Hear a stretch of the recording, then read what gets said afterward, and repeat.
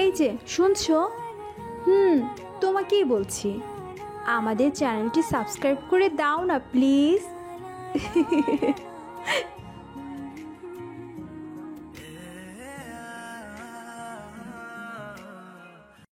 বৃষ্টি তখনও নামেনি, তবে চারপাশের বাতাস ভারী হয়ে উঠেছিল এক আসন্ন দুর্যোগের ঘনঘটায়। আকাশ জুড়ে জমাট বেঁধে থাকা কালো মেঘগুলো যেন ফাহিম আর ফারিয়ার সম্পর্কের ভবিষ্যৎকে আরও অন্ধকার করে তুলছিল। রাস্তার পাশে পুরনো একটা চায়ের দোকানের মলিন টেবিলে মুখোমুখি বসেছিল তারা। ফাহিমের চোখে তখনও লেগেছিল সেই মুগ্ধ চাহনি, সে ব্যাকুলতা যা তাদের প্রথম পরিচয়ের দিনগুলোতে ছিল। কিন্তু ফারিয়ার মুখ কঠিন, চোয়াল শক্ত, দৃষ্টিতে স্পষ্ট বিরক্তি।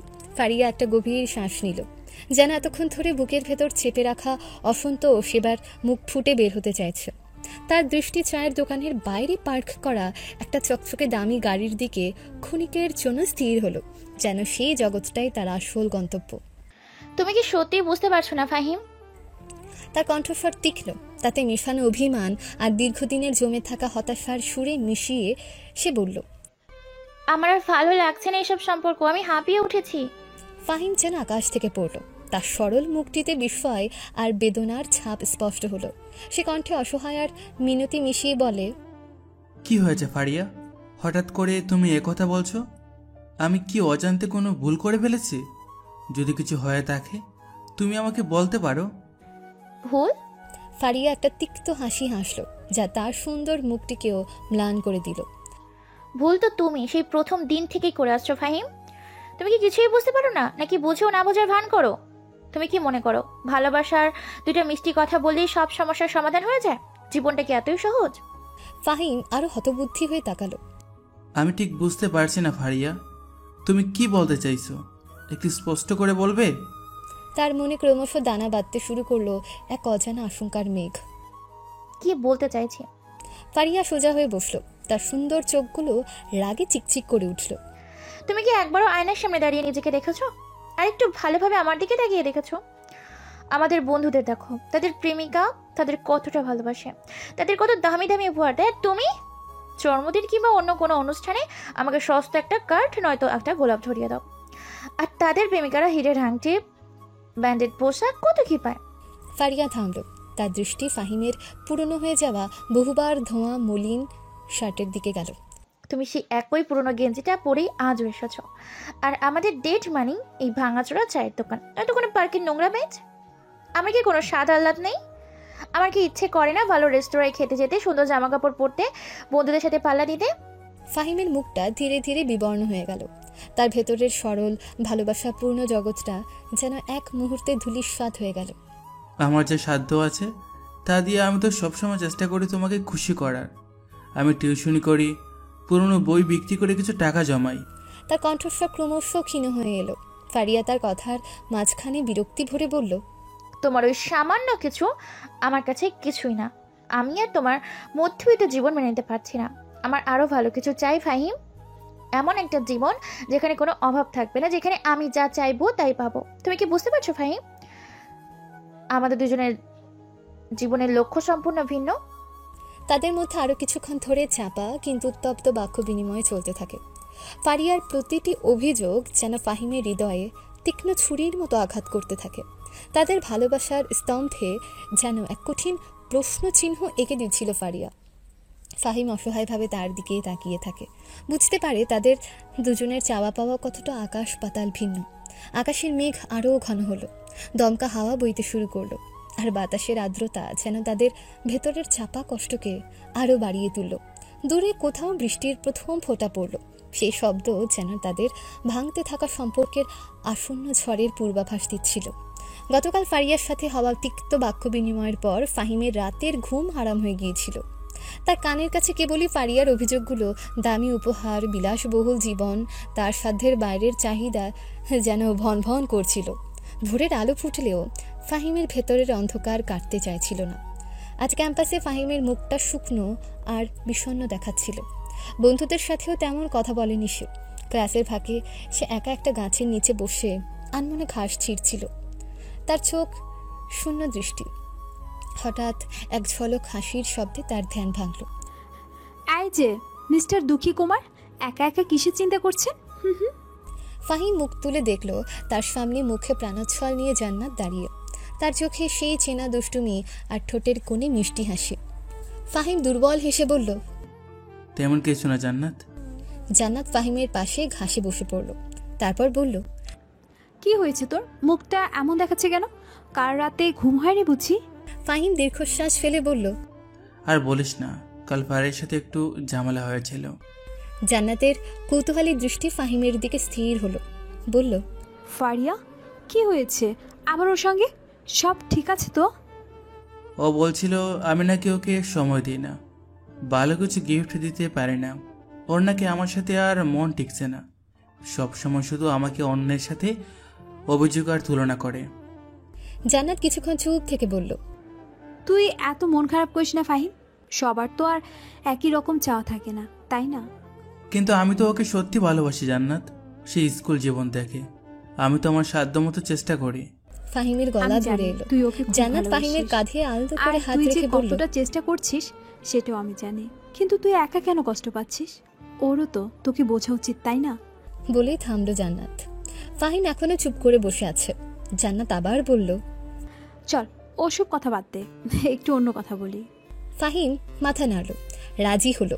জান্নাত মুচকি হেসে বলল, আচ্ছা, মনে আছে সেইবার আমরা প্র্যাকটিক্যাল ক্লাসে কেমিক্যালের বদলে ভুল করে আচারের জল মিশিয়ে দিয়েছিলাম?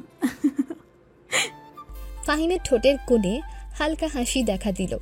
হ্যাঁ, আর স্যার তো রেগে একেবারে আগুন, আমাদের দুজনকে কি বকুনিটাই না দিয়েছিলেন।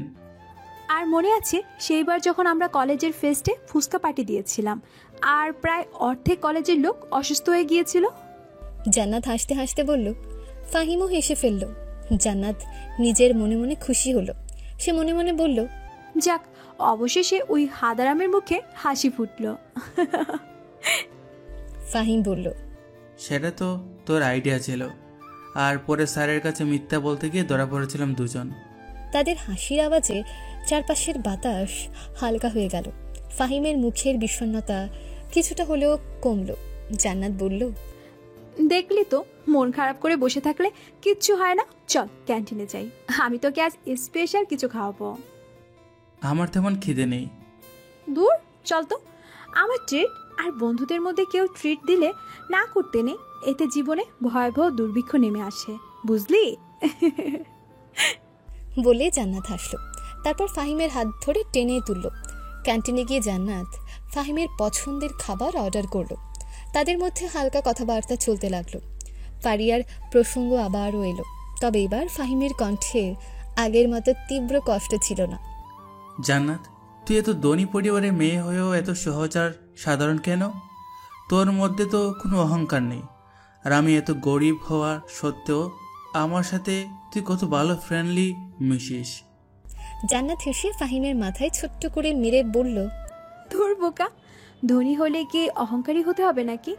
আমার বাবা মা আমাকে এইটাই শিক্ষা দিয়েছে যে সবার আগে মানুষ হতে হয়। আর তুই তো আমার সেই ছোটবেলার বন্ধু, তোর সাথে যদি আমি বড়লোকি দেখাই তাহলে আমার ইজ্জত থাকবে? বলে আবারও হাসল জান্নাত। ফাহিম মন খারাপ করে দীর্ঘশ্বাস ফেলে বলল, কিন্তু ফারিয়া তো অন্যরকম ভাবে, ও সবসময় দামি জিনিস আর বিলাসবহুল জীবনের স্বপ্ন দেখে। জান্নাত নরম স্বরে বলল, দেখ ফাহিম, সবার স্বপ্ন আলাদা। হয়তো ফারিয়ার কাছে ওগুলো খুবই গুরুত্বপূর্ণ, কিন্তু তার মানে এই নয় যে তোর ভালোবাসা বা তোর চেষ্টা কম মূল্যবান। তাদের মধ্যে আরও কিছুক্ষণ আলোচনা চলল। জান্নাত তার বুদ্ধিদীপ্ত কথা আর আন্তরিকতা দিয়ে ফাহিমকে বোঝানোর চেষ্টা করলো। সে ফারিয়ার চাহিদার কথাও বুঝতে পারছিল, আবার ফাহিমের সরল ভালোবাসার মূল্যও দিচ্ছিল। জান্নাত বলল, তুই বরং এখন নিজের কথা ভাব, মন খারাপ করে বসে থাকলে তো কোনো সমাধান হবে না। তারপর চেয়ার থেকে উঠে দাঁড়িয়ে বলল, চল আমরা বরং লাইব্রেরিতে গিয়ে কিছু পড়াশোনা করি। কলেজে এসে এভাবে টই টই করে ঘুরলে তো আর হবে না, আর একটু পড়াশোনা করলে তোর মনটাও একটু অন্যদিকে ঘুরবে। ফাহিম মাথা নেড়ে রাজি হলো। জান্নাতের সঙ্গ তার মনের ভার অনেকটা হালকা করে দিয়েছিল। তার ধনী পরিবার সত্ত্বেও জান্নাতের অমায়িক ব্যবহার আর বন্ধুর প্রতি আন্তরিকতা ফাহিমের মনে এক নতুন আশার সঞ্চার করল। সে বুঝতে পারছিল জীবনে ফারিয়ার অভাব হয়তো তাকে কষ্ট দেবে, কিন্তু জান্নাতের মতো একজন বন্ধুর পাশে থাকাটাও কম মূল্যবান নয়। তাদের বন্ধুত্ব যেন এক উজ্জ্বল আলো যা তাকে সামনের দিকে এগিয়ে যেতে সাহায্য করবে। কয়েকদিন পর ফাহিম আবারও ফারিয়ার সঙ্গে দেখা করে একটা কফি শপে। ফাহিম ও ফারিয়া মুখোমুখি বসে আছে। কথা বলার সময় ফাহিম লক্ষ্য করল ফারিয়ার কণ্ঠস্বরে স্পষ্ট বিরক্তি ফুটে উঠছিল। ফারিয়া যেন ঝগড়া করার কোনো বাহানা খুঁজছিল। হঠাৎ সে বাহানা পেয়েও গেল যখন সে ফাহিমের পুরনো ওয়ালেটটির দিকে তাকালো। ঠোঁটের কোণে বাঁকা হাসি ফুটিয়ে বলল, তুমি কি সিরিয়াসলি এখন ওই পুরনো ওয়ালেটটাই ব্যবহার করছো? এটা দেখে কতটা খ্যাত লাগছে তুমি বুঝতে পারছো? এটা তো আমার অনেক দিনের ওয়ালেট ফারিয়া, আমার কাছে এটা খুব স্পেশাল। ফাহিম শান্তভাবে উত্তর দিল, যদিও তার চোখে সামান্য দ্বিধা ছিল। ওয়ালেটটি তার হাতে ধরল, যেন পুরনো স্মৃতি হাতড়ে ধরেছে। স্পেশাল মানে? ফারিয়ার ধৈর্য যেন বাদ মানছিল না। তার ভ্রু সামান্য কুঁচকে আবারও বলে উঠল, এটা তো চামড়া ওঠার পুরনো একটা জিনিস, তোমার কি মনে হয় না একটু স্মার্ট হওয়া উচিত? ফাহিম তার ওয়ালেটের দিকে তাকিয়ে সামান্য অপ্রস্তুত হয়ে বলল, স্মার্ট হওয়ার সাথে ওয়ালেটের কি সম্পর্ক? আমার কাছে এটা শুধু ব্যবহারের জন্য দরকারি জিনিস, তাই ব্যবহার করি। ফারিয়ার স্বর ক্রমশ উত্তেজিত হতে শুরু করলো। বলল, দরকারি জিনিস? ফাহিম, তুমি একটু বলছো না মানুষের রুচি বদলায়, সময়ের সাথে সবকিছু আপডেটেড হয়। তোমার বন্ধুদের দেখো, তারা কত স্টাইলিশ জিনিস ব্যবহার করে। ফাহিম সামান্য অধৈর্য হলো, বলল, আমার বন্ধুদের সাথে আমার তুলনা করো না ফারিয়া। তাদের যা আছে আমার তা নেই, আর আমার যা আছে সেটাই আমার কাছে যথেষ্ট। ফাহিমের কণ্ঠস্বরে একটা চাপা অভিমান শোনা গেল। ফারিয়া হতাশা ভরা কণ্ঠে বলল, যথেষ্ট? ফারিয়া চেয়ারের হাতলে আঙুল ঠুকতে শুরু করে বলল, তোমার এই যথেষ্ট নিয়ে আমি আর পারছি না। তুমি কি চাও আমি সারা জীবন এরকম একটা সাদামাটা জীবন কাটাই? ফাহিম সামান্য অবাক হলো ফারিয়ার কথায়। আমার মনে হয় সাদামাটা জীবনের মধ্যে অনেক শান্তি আছে ফারিয়া। ফারিয়া অবজ্ঞার হাসি হাসল। তার চোখে এক ধরনের করুণা দেখা গেল। শান্তি? তুমি কি সত্যিই বিশ্বাস করো এটা? আমার তো মনে হয় তোমার এসব কোনো অকাত নেই বলে তুমি নিজেকে এইসব সান্ত্বনা দাও। ফাহিমের মুখটা কঠিন হয়ে গেল। ফারিয়া, তুমি কি বলছো? আমি তোমাকে ভালোবাসি, আর আমার যা সাধ্য আছে তাই দিয়ে তোমাকে খুশি করার চেষ্টা করি। এর বাইরে আমি আর কি করব বলো? তার কণ্ঠস্বরে দৃঢ়তা ছিল। ফারিয়া আরও উত্তেজিত হয়ে পড়ল। ব্যঙ্গ করে হেসে বলল, তোমার সাধ্য? ফাহিম, তোমার সাধ্য খুবই সীমিত। তুমি কি কখনো ভেবেছো আমার কি কি ইচ্ছে করে? দামি রেস্তোরাঁয় খাবার, সুন্দর জামা কাপড় পরা, বন্ধুদের সাথে পাল্লা দিয়ে চলা। কিন্তু তোমার কাছে এগুলো সবই স্বপ্ন। ফাহিমের স্বর নরম হয়ে এলো, তাতে গভীর আবেগ মিশেছিল। সে বলল, আমার স্বপ্ন তো তুমি ফারিয়া, তোমাকে পাশে পাওয়াই আমার সবচেয়ে বড় চাওয়া। ফারিয়ার মুখ কঠোর হয়ে গেল, তার দৃষ্টি তীক্ষ্ণ। ফাহিম ফারিয়ার হাত দুটো ধরে নরম কণ্ঠে বলল, তুমি এখন একটু কষ্ট করে ম্যানেজ করো, দেখবে একদিন না একদিন আমাদের এই অবস্থা ঠিকই ফিরবে। আমরা একসঙ্গে সুখের জীবন কাটাতে পারবো। তুমি শুধু একটু ধৈর্য ধরো। আর তাছাড়া আমি পড়াশোনার পাশাপাশি চাকরির জন্য চেষ্টা করছি। একবার আমার চাকরিটা হয়ে গেলে দেখবে সব ঠিক হয়ে যাবে। তখন তোমার সব স্বপ্ন আমি পূরণ করব। আফটার অল তুমি তো আমার স্বপ্ন। ফারিয়া ফাহিমের হাত থেকে নিজের হাত দুটো ছাড়িয়ে নিয়ে বলল, ভুল। তোমার স্বপ্ন আমি ছিলাম, এখন আমার স্বপ্ন বদলেছে। আমি এখন একজন জীবন সঙ্গী চাই যে আমাকে সব দিক থেকে সাপোর্ট করতে পারবে। ফাহিম ব্যথিত স্বরে বলল, সাপোর্ট মানে কি শুধু টাকাই? আমার ভালোবাসা, আমার কেয়ারিং কি কোনো সাপোর্ট নয়? ফারিয়া অধৈর্যভাবে হাত নেড়ে বলল, ভালোবাসার কেয়ারিং দিয়ে পেট ভরে না ফাহিম। জীবন চালাতে গেলে টাকা লাগে, ভালো থাকতে টাকা লাগে, আর তোমার কাছে তো সেগুলোরই অভাব। ফাহিমের কণ্ঠ রুদ্ধ হয়ে আসছিল। ফারিয়া, তুমি কি আমাকে শুধু একজন গরিব ছেলে হিসেবে দেখো? আমার আর কোনো মূল্য নেই তোমার কাছে? ফারিয়া সরাসরি ফাহিমের চোখের দিকে তাকালো। ফারিয়ার দৃষ্টিতে কোনো রকম দ্বিধা ছিল না। সত্যি বলতে এখন আর তেমনটা নেই। আমি ক্লান্ত ফাহিম, এই টানা পড়ে নে আর ভালো লাগছে না। ফাহিম যেন বিশ্বাস করতে পারছিল না, কথা বলতেও তার গলা কাঁপছিল। বলল, তুমি কি বলছো এসব? আমরা তো কতদিন ধরে একসাথে, আমাদের কত স্মৃতি। ফারিয়া উদাসীনভাবে বলল, স্মৃতি? স্মৃতি আঁকড়ে ধরে কি ভবিষ্যৎ গড়া যায়? আমার ভবিষ্যৎ অন্যরকম ফাহিম, আর তুমি সেই ভবিষ্যতের সাথে মানানসই নও। ফাহিমের আবেগ প্রবণতা বাড়ছিল। ফারিয়া, তুমি কি একবারও ভেবে দেখেছো আমি তোমাকে কতটা ভালোবাসি? সেই স্কুল জীবন থেকে আমি শুধু তোমাকে ভালোবেসে এসেছি। মনে আছে যখন প্রথম তোমাকে দেখেছিলাম? নীল রঙের একটা ফ্রক পরেছিলে আর তোমার লম্বা চুলগুলো বাতাসে উড়ছিল। আমার মনে হয়েছিল যেন এক পরী নেমে এসেছে পৃথিবীতে। ফারিয়া বিরক্তি নিয়ে বলল, ওসব পুরনো কথা এখন আর কোনো মানেই নেই এসবের ফাহিম। সময় বদলাচ্ছে আর মানুষের অনুভূতিও সময়ের সাথে সাথে বদলায়, কিন্তু তোমার কিছু বদলাচ্ছে না বা তুমি বদলাতে চাইছো না। আমি কি করতে পারি ভারিয়া? এসব কি আমার হাতে আছে? এখানে আমার কি দোষ? আমি তো আর স্যাক্রিফাইস করে তোমার সাথে থাকতে পারবো না। ফাহিমের চোখে জল চিকচিক করছিল। আমি কি তোমার জন্য কিছুই না?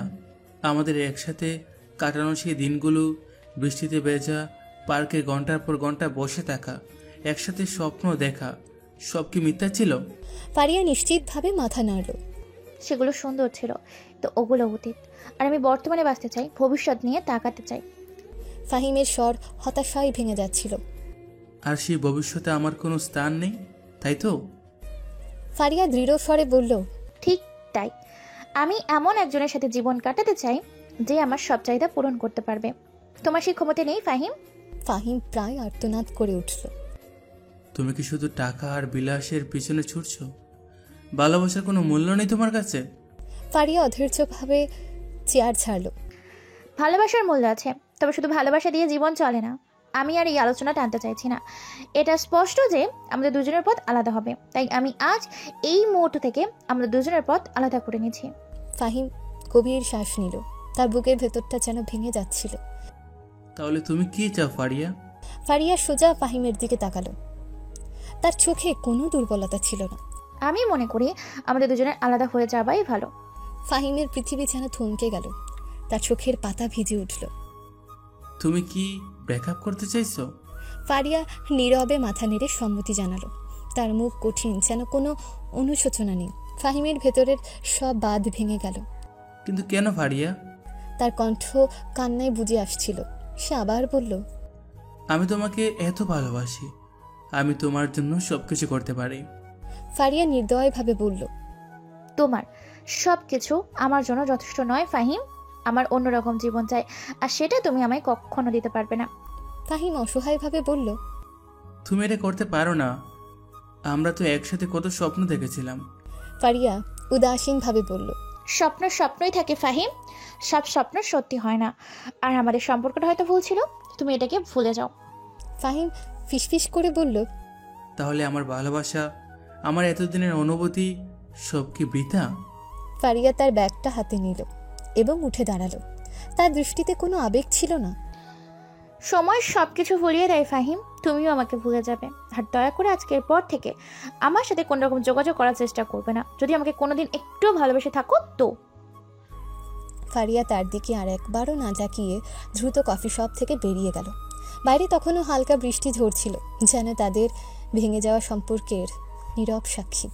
ফাহিম পাথরের মতো বসে রইল। তার চোখের জল গাল বেয়ে পড়ছিল। তার ভেতরের সব ভালোবাসা, সব স্বপ্ন যেন সেই বৃষ্টির ধারায় ধুয়ে যাচ্ছিল।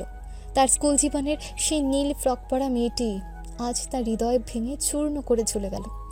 তার পৃথিবীটা যেন এক মুহূর্তে অন্ধকার হয়ে গেল। ফাহিম একা, নিঃস্ব। তার ভালোবাসার সমাধি যেন সেই কফি শপের টেবিলেই রচিত হলো। ফারিয়ার চলে যাওয়ার পর ফাহিমের পৃথিবীটা যেন স্তব্ধ হয়ে গিয়েছিল। কফি শপের সেই মুহূর্তটা তার স্মৃতিতে গেঁথে গিয়েছিল এক গভীর ক্ষতচিহ্নের মতন। রাতের পর রাত নির্ঘুম কেটেছে। চোখের পাতা এক করার সামান্য চেষ্টাও যেন ব্যর্থ হয়েছে। খাবার গলা দিয়ে নামতে চাইত না। আর চারপাশের স্বাভাবিক জীবনযাত্রা তার কাছে অর্থহীন মনে হতো। বন্ধুদের ফোন ধরতো না, মেসেজের উত্তর দিত না, ক্লাসে যেত বটে, কিন্তু শিক্ষকের কথা তার মস্তিষ্কের আনাচে কানাচেও পৌঁছাতো না। তার উজ্জ্বল চোখগুলোতে নেমে এসেছিল এক গভীর শূন্যতা। হাসি খুশি মুখটা কঠিন আর ভাবলেশীন হয়ে গিয়েছিল। ফাহিমের মনে হতো যেন তার ভেতরের সব রং ফিকে হয়ে গেছে। চারপাশটা ধূসর আর নীরব। ফাহিমের এই পরিবর্তন তার কাছের বন্ধুদের, বিশেষ করে জান্নাতের নজর এড়ায়নি। প্রাণোচ্ছল ফাহিমকে এভাবে ধীরে ধীরে নিজের খোলসে ঢুকে যেতে দেখে জান্নাতের মন খারাপ হয়ে যেত। ফারিয়ার প্রতি তার কোনো বিদ্বেষ ছিল না, কিন্তু ফাহিমের এই ভেঙে যাওয়াটা তাকে কষ্ট দিত। বন্ধুর প্রতি গভীর সহানুভূতি অনুভব করত জান্নাত। সে বুঝতে পারছিল ফাহিম একা একটা গভীর অন্ধকারের দিকে এগিয়ে যাচ্ছে, আর তাকে টেনে বের করা দরকার। প্রথম কয়েকদিন জান্নাত ফাহিমের সাথে ফোনে যোগাযোগের চেষ্টা করেছিল, কিন্তু ফাহিম কারও ফোন ধরেনি। মেসেজ করেও কোনো উত্তর পায়নি। শেষ পর্যন্ত জান্নাত সিদ্ধান্ত নিল তাকে সরাসরি ফাহিমের সাথে দেখা করতে হবে। একদিন বিকেলে সে ফাহিমের মেসে খুঁজে বের করে তার দরজায় কড়া নাড়ল। কয়েকবার ডাকার পর দরজা সামান্য ফাঁক হলো। ফাহিমের মলিন মুখটা জান্নাতের চোখে পড়ল। তার চোখের নিচে কালি, চুল উস্কো খুস্কো, চেহারায় ক্লান্তির ছাপ স্পষ্ট। জান্নাত নরম স্বরে বলল, ফাহিম, আমি জান্নাত, দরজাটা খুলবি? ফাহিম কিছুক্ষণ চুপ করে রইল। তারপর অনিচ্ছা সত্ত্বেও দরজাটা পুরো খুলল। জান্নাত ভেতরে ঢুকল। ফাহিমের ঘর অন্ধকার আর অগোছালো ছিল। বই, জামাকাপড় এলোমেলোভাবে পড়ে আছে।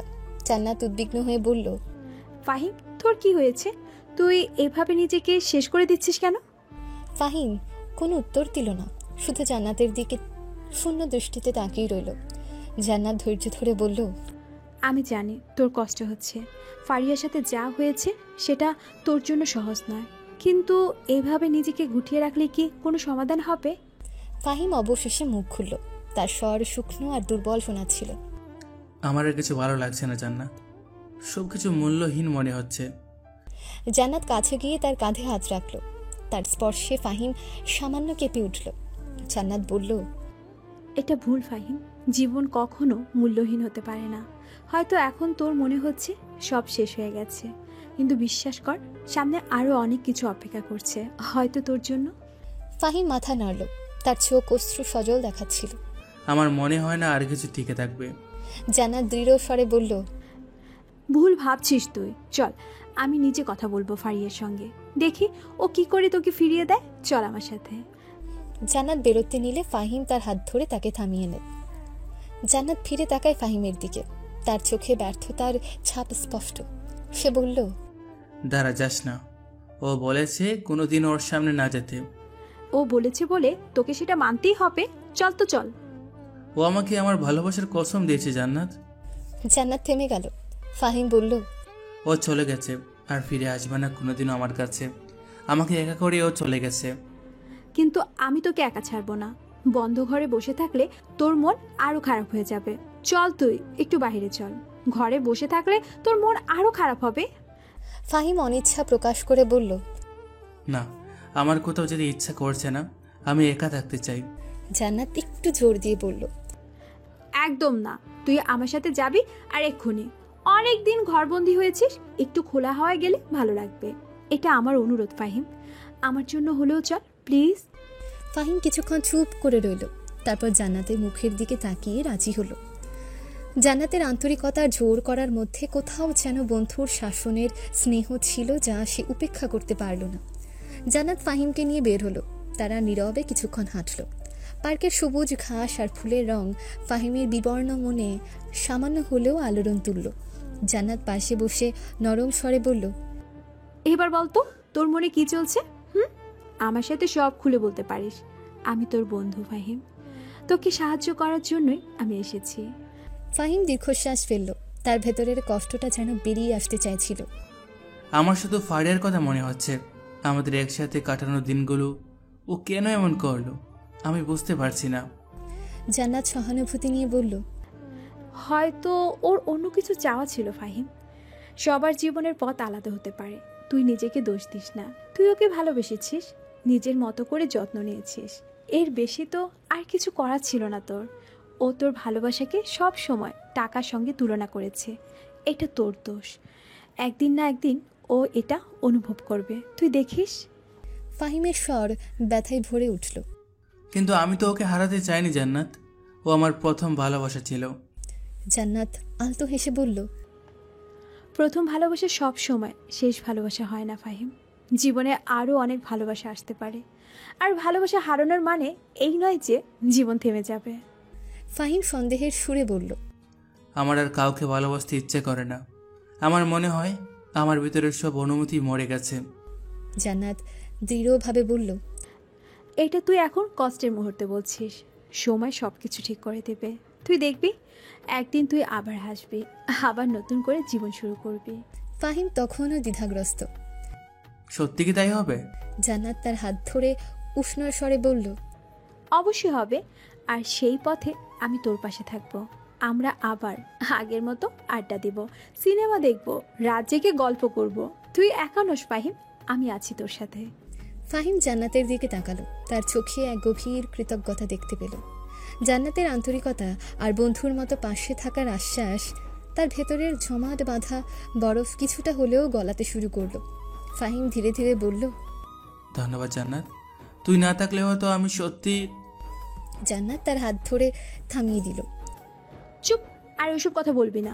এখন থেকে তুই আবার স্বাভাবিক জীবনে ফেরার চেষ্টা করবি, আর আমি তোকে সাহায্য করব। আমরা একসাথে এই অন্ধকার কাটিয়ে উঠব। তাদের মধ্যে আরও কিছুক্ষণ কথা হলো।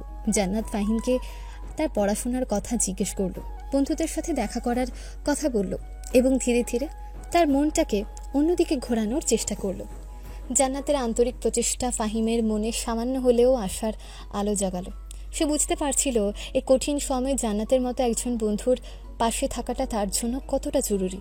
হয়তো সত্যি একদিন সে কষ্ট কাটিয়ে উঠতে পারবে। জান্নাতের বিশ্বাস তার মনেও কোথাও যেন একটু হলেও সঞ্চারিত হলো। ফাহিম ধীরে ধীরে তার চারপাশের ধূসর জগৎ থেকে যেন একটু একটু করে আলোর দিকে ফিরতে শুরু করলো। জান্নাতের নিয়মিত সঙ্গ, তার উৎসাহ আর বন্ধুত্বের উষ্ণতা ফাহিমের ভেতরের জমাট বাঁধা বরফ গলাতে সাহায্য করছিল। তারা ক্যাম্পাসে একসাথে সময় কাটাতো, ক্যান্টিনে ঘন্টার পর ঘন্টা আড্ডা দিত, পুরোনো দিনের স্মৃতিচারণ করত আর ভবিষ্যতের স্বপ্ন দেখত। ফাহিমের মুখে আবারও সেই পরিচিত হাসি দেখা যেতে শুরু করেছিল, যদিও মাঝে মাঝে বিষণ্ণতার ছায়া তার চোখে উকি দিত। একদিন বিকেলে তারা ক্যাম্পাসের পেছনের দিকের নির্জন ঘাস জমিতে বসেছিল। আকাশ কমলা আর গোলাপি রঙে রাঙা, হালকা বাতাস বইছিল। জান্নাত হাসতে হাসতে বলল, কিরে, আজ আর সেই দার্শনিক মার্কা মুখ করে বসে নেই তো? ফাহিমও হাসল, তার চোখে কৃতজ্ঞতার ঝিলিক। তুই যখন পাশে থাকিস তখন আর মন খারাপ করার সাহস পায় না। জান্নাত আলতো করে ফাহিমের হাত কনুয়ের কাছে ধরে বলল, বাহ, আমার তুই তো দেখছি পটিয়ে কথা বলাও শিখে গেছিস। কয়দিন পর না জানি কয়টা মেয়ের মন ভাঙবি। তার চোখে দুষ্টুমির ঝিলিক নাচছিল। ফাহিম জান্নাতের দিকে তাকালো, তার দৃষ্টিতে গভীর আবেগ খেলা করছিল। বলল, নিজের ভাঙা মনকে এখনো জোড়া লাগাতে পারেনি, আর তুই বলছিস অন্য মেয়ের কথা? জান্নাতের হাসি মুহূর্তে থেমে গেল। সহানুভূতি দেখিয়ে বলল, আমি দুঃখিত ফাহিম, আমার ওভাবে বলা উচিত হয়নি। ফাহিম মাথা নেড়ে বলল, ইটস ওকে। সত্যি বলতে এখন আর আগের মতো কষ্ট হয় না। তোর সাথে থাকলে মনে হয় সব ঠিক আছে।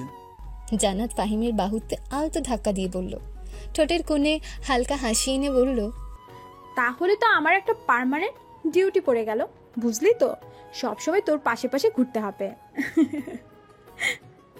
ফাহিম আগ্রহের সাথে জান্নাতের দিকে ঝুঁকে বলল, আমার কোনো আপত্তি নেই, বরং ভালোই লাগবে। তাদের মধ্যে কিছুক্ষণ নীরবতা বিরাজ করলো। ফাহিম আনমনে ঘাস ছিঁড়তে লাগলো, আর জান্নাত আকাশের দিকে অপলক দৃষ্টিতে তাকিয়েছিল। কিছুক্ষণ পর জান্নাত বিষণ্ণ হেসে বলল, জানিসই তো, ছোটবেলায় যখন বৃষ্টি নামতো আমি বারান্দায় দাঁড়িয়ে ভিজতাম। আমার মনে হতো যেন আকাশ আমার সাথে কাঁদছে। ফাহিম জান্নাতের দিকে তাকিয়ে কৌতূহল দেখালো। আর আমি ভাবতাম, ইস, যদি একটা নৌকা থাকতো তাহলে বেশে বেড়ানো যেত। কিন্তু পরে বৃষ্টি কমার সাথে সাথেই আমার নৌকা দৌড়ানোর স্বপ্ন শেষ হয়ে যেত। তারা দুজনেই হেসে উঠল। তাদের হাসিতে পুরনো দিনের স্মৃতি মিশেছিল। জান্নাত ফাহিমের দিকে স্নেহপূর্ণ দৃষ্টিতে তাকিয়ে বলল, তুই এখনো সেই ছোট্টটি রয়ে গেছিস ফাহিম, ভেতরে সেই ছেলে মানুষই এখনো আছে। ফাহিমও দুষ্টু হেসে জান্নাতের দিকে তাকালো। আর তুই সেই ডান পিঠে মেয়েটে আছিস, মনে আছে একবার স্কুলের দেওয়ালে টপকাতে গিয়ে তোর পা মস্কে গিয়েছিল? জান্নাত মুখ ভেঙচে বলল, দূর, ওটা তো একটা দুর্ঘটনা ছিল, আসলে দেয়ালটা নড়বড়ে ছিল। তাদের মধ্যে আবার হাসি রোল উঠল। তাদের বন্ধুত্ব যেন এক নতুন রূপ নিচ্ছিল। একে অপরের সান্নিধ্যে তারা এক অদ্ভুত শান্তি অনুভব করত। ফাহিমের মনের ক্ষত ধীরে ধীরে শুকিয়ে যাচ্ছিল, আর জান্নাতের প্রাণোচ্ছলতা তার জীবনে নতুন করে রং যোগ করছিল। ফাহিম গভীর আবেগ নিয়ে জান্নাতের দিকে তাকিয়ে বলল, জান্নাত, একটা কথা বলবো? জান্নাত কৌতূহল নিয়ে ফাহিমের দিকে তাকিয়ে বলল, হ্যাঁ বল না, এত ভূমিত করছিস কেন? ফাহিম জান্নাতের চোখে সরাসরি তাকালো। তার দৃষ্টিতে এক গভীর কৃতজ্ঞতা খেলা করছিল। তুই আমার জীবনে না এলে হয়তো আমি আর কখনো স্বাভাবিক হতে পারতাম না, তাই থ্যাংক ইউ সো মাচ।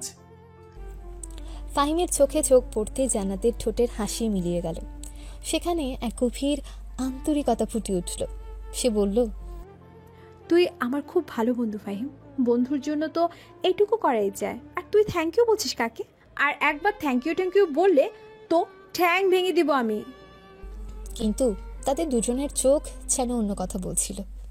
সেই মুহূর্তে হয়তো তাদের মধ্যে বন্ধুত্বের সীমানা ছাড়িয়ে অন্য এক অনুভূতি উকি দিচ্ছিল, একটা নীরব টান, একটা অব্যক্ত আকর্ষণ যা তাদের দুজনের হৃদয়ে স্পন্দিত হচ্ছিল, কিন্তু মুখে বলতে কেউই পারছিল না।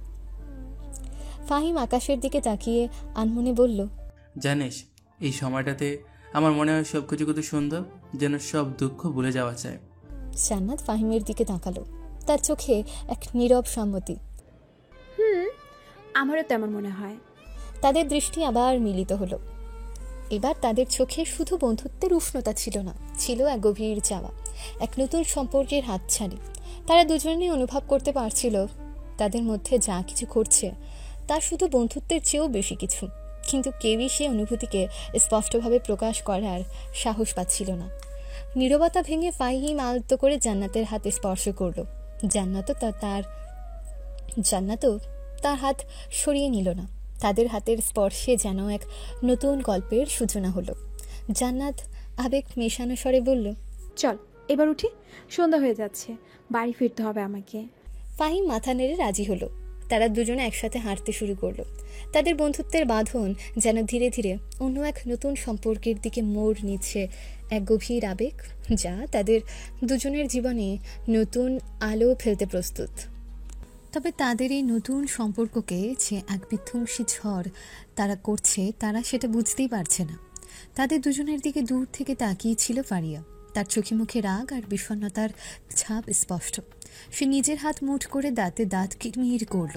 ফাহিমের এই পরিবর্তন ফারিয়ার মনে তীব্র বিদ্বেষের জন্ম দিচ্ছিল। ফারিয়ার সুন্দর মুখ ক্রমশ কঠিন হয়ে যাচ্ছিল। তার চোখের গভীরে জ্বলছিল প্রতিশোধের আগুন।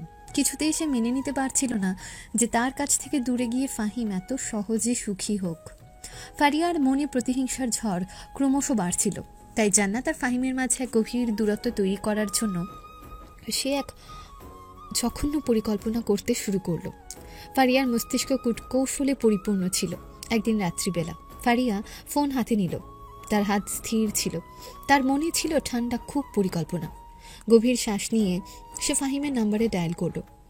ফোন ধরতে সে কান্নার ভান করে বলল, ফাহিম। উপাস থেকে ভেসে এলো ফাহিমের উদ্বিগ্ন স্বর। ফাহিম গভীর উদ্বেগের সাথে জিজ্ঞেস করল, কি হয়েছে ফারিয়া? কাঁদছো কেন? বলো আমাকে, কি হয়েছে তোমার? ফারিয়া ভাঙা গলায় মিনতি করে বলল, ফাহিম, তুমি তুমি কি একবারের জন্য হাসতে পারবে? আমার মনে হচ্ছে আমি খুব বড় বিপদে পড়েছি। আমার আমার ভয় লাগছে। ফাহিমের মনে পুরনো দুর্বলতা জেগে উঠল। যত যাই হোক, প্রথম ভালোবাসা কি ভোলা যায় এত সহজে? কোথাও না কোথাও একটা মায়া তো রয়েছে। ফাহিম দ্রুত ব্যাকুলভাবে বলল, কোথায় তুমি? বলো আমাকে, আমি এক্ষুনি আসছি। ফারিয়া কাঁদো কাঁদো স্বরে বলল, আমি আমি আমার অ্যাপার্টমেন্টে। ঠিক আছে, আমি আসছি, তুমি দরজা খোলো। ফাহিম আশ্বস্ত করার চেষ্টা করল। ফোন কাটার কয়েক মুহূর্ত পর ফারিয়া আরেকটি নম্বরে ডায়াল করল, জান্নাতের নম্বর। ফারিয়া ঠোঁটের কোণে এক কুটিল হাসি খেলে গেল। জান্নাত। ফারিয়া শান্ত কিন্তু তীক্ষ্ণ স্বরে ডাকল। উপাস থেকে ভেসে এলো শান্ত স্বর। জান্নাত স্বাভাবিকভাবে জিজ্ঞেস করল, হ্যাঁ, কে বলছেন? আমি কে বলছি এটা জেনে তোমার লাভ নেই, তবে কি বলছি এটা জেনে হয়তো তোমার লাভ হলেও হতে পারে। জান্নাত অবাক হয়ে বলল, কিসের লাভ? তার কে আপনি? জান্নাতের প্রশ্নকে সম্পূর্ণ উপেক্ষা করে ফারিয়া বলল, তুমি কি তোমার বর্তমান সবচেয়ে ঘনিষ্ঠ বন্ধু ফাহিমের আসল রূপ দেখেছো? ফারিয়া এমনভাবে বলল যেন কোনো গোপন কথা বলতে চাইছে সে। জান্নাত কিছুটা অবাক হয়ে জানতে চাইল, কি যাতা বলছেন? এসব কথার মানে কি? ফারিয়া রহস্যময়ভাবে বলল, বিশ্বাস করো, তুমি এখনো সেই মানুষটাকে চেনোই না। তার ভেতর একটা পশু লুকিয়ে আছে, যা কেবল সুযোগ পেলেই বেরিয়ে আসে। জান্নাত দ্বিধাগ্রস্ত স্বরে বলল, আমি বুঝতে পারছি না, আপনি কি বলছেন? যদি তুমি সেই ভয়ঙ্কর রূপ নিজের চোখে দেখতে চাও, তাহলে একটা অ্যাড্রেস দিয়েছি, ওখানে এখনই চলে আসো। নিজের চোখের সামনে সবকিছু প্রমাণ দেখতে পাবে। জান্নাত কিছুটা বিরক্ত হয়ে জিজ্ঞাসা করল, আর আমি আপনার কথা কেন বিশ্বাস করতে যাব? বিশ্বাস করে দেখো, আশা করি বড় কোনো লসের হাত থেকে বেঁচে যাবে। বলেই সে ফোন কেটে দিল। তার রহস্যময় কথাগুলো জান্নাতের মনে সন্দেহের বীজ বপন করলো। জান্নাতের শান্ত মনে একটা চাপা অস্থিরতা শুরু হলো। ফারিয়ার পাতা ফাঁদে পা দিয়ে ফাহিম যখন তার অ্যাপার্টমেন্টের দরজায় পৌঁছালো, তখন দেখল দরজা সামান্য ফাঁক করে খোলা। ফাহিমের মনে একটা অজানা আশঙ্কা দানা বাঁধতে শুরু করলো। ভেতরে ঢুকে সে যা দেখলো তাতে তার রক্ত হিম হয়ে গেল।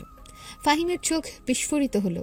ফারিয়ার পরনের পোশাক এলোমেলোভাবে ছেঁড়া, তার লম্বা চুল মুখের উপর ছড়িয়ে ছিটিয়ে, আর সে ফ্লোরের উপর হাঁটু মুড়ে বসে অসহায়ের মতো কাঁদছে। ফারিয়ার সারা শরীর যেন ভয়ে কাঁপছে, তার মুখ ব্যথায় কুঁকড়ে গেছে। ফারিয়া, এ কি হয়েছে তোমার? কে করেছে এমন? ফাহিম আতঙ্কিত এবং সহানুভূতিপূর্ণ স্বরে জিজ্ঞাসা করল।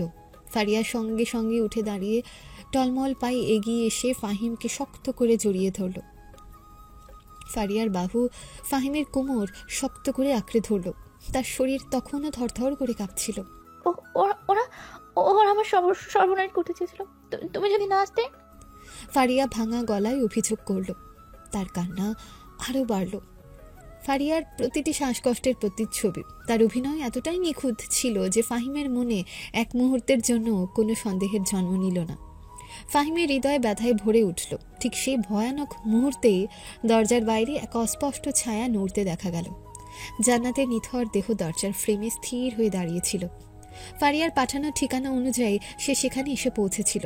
জান্নাতকে দেখে ফারিয়া ফাহিমকে ধাক্কা দিয়ে সরিয়ে দিয়ে বলল, please Shahin, please please Fahim, এমন করো না। তুমি তো একসময় আমাকে ভালোবাসতে, তাহলে কেন আমার এত বড় সর্বনাশ করতে চাইছো?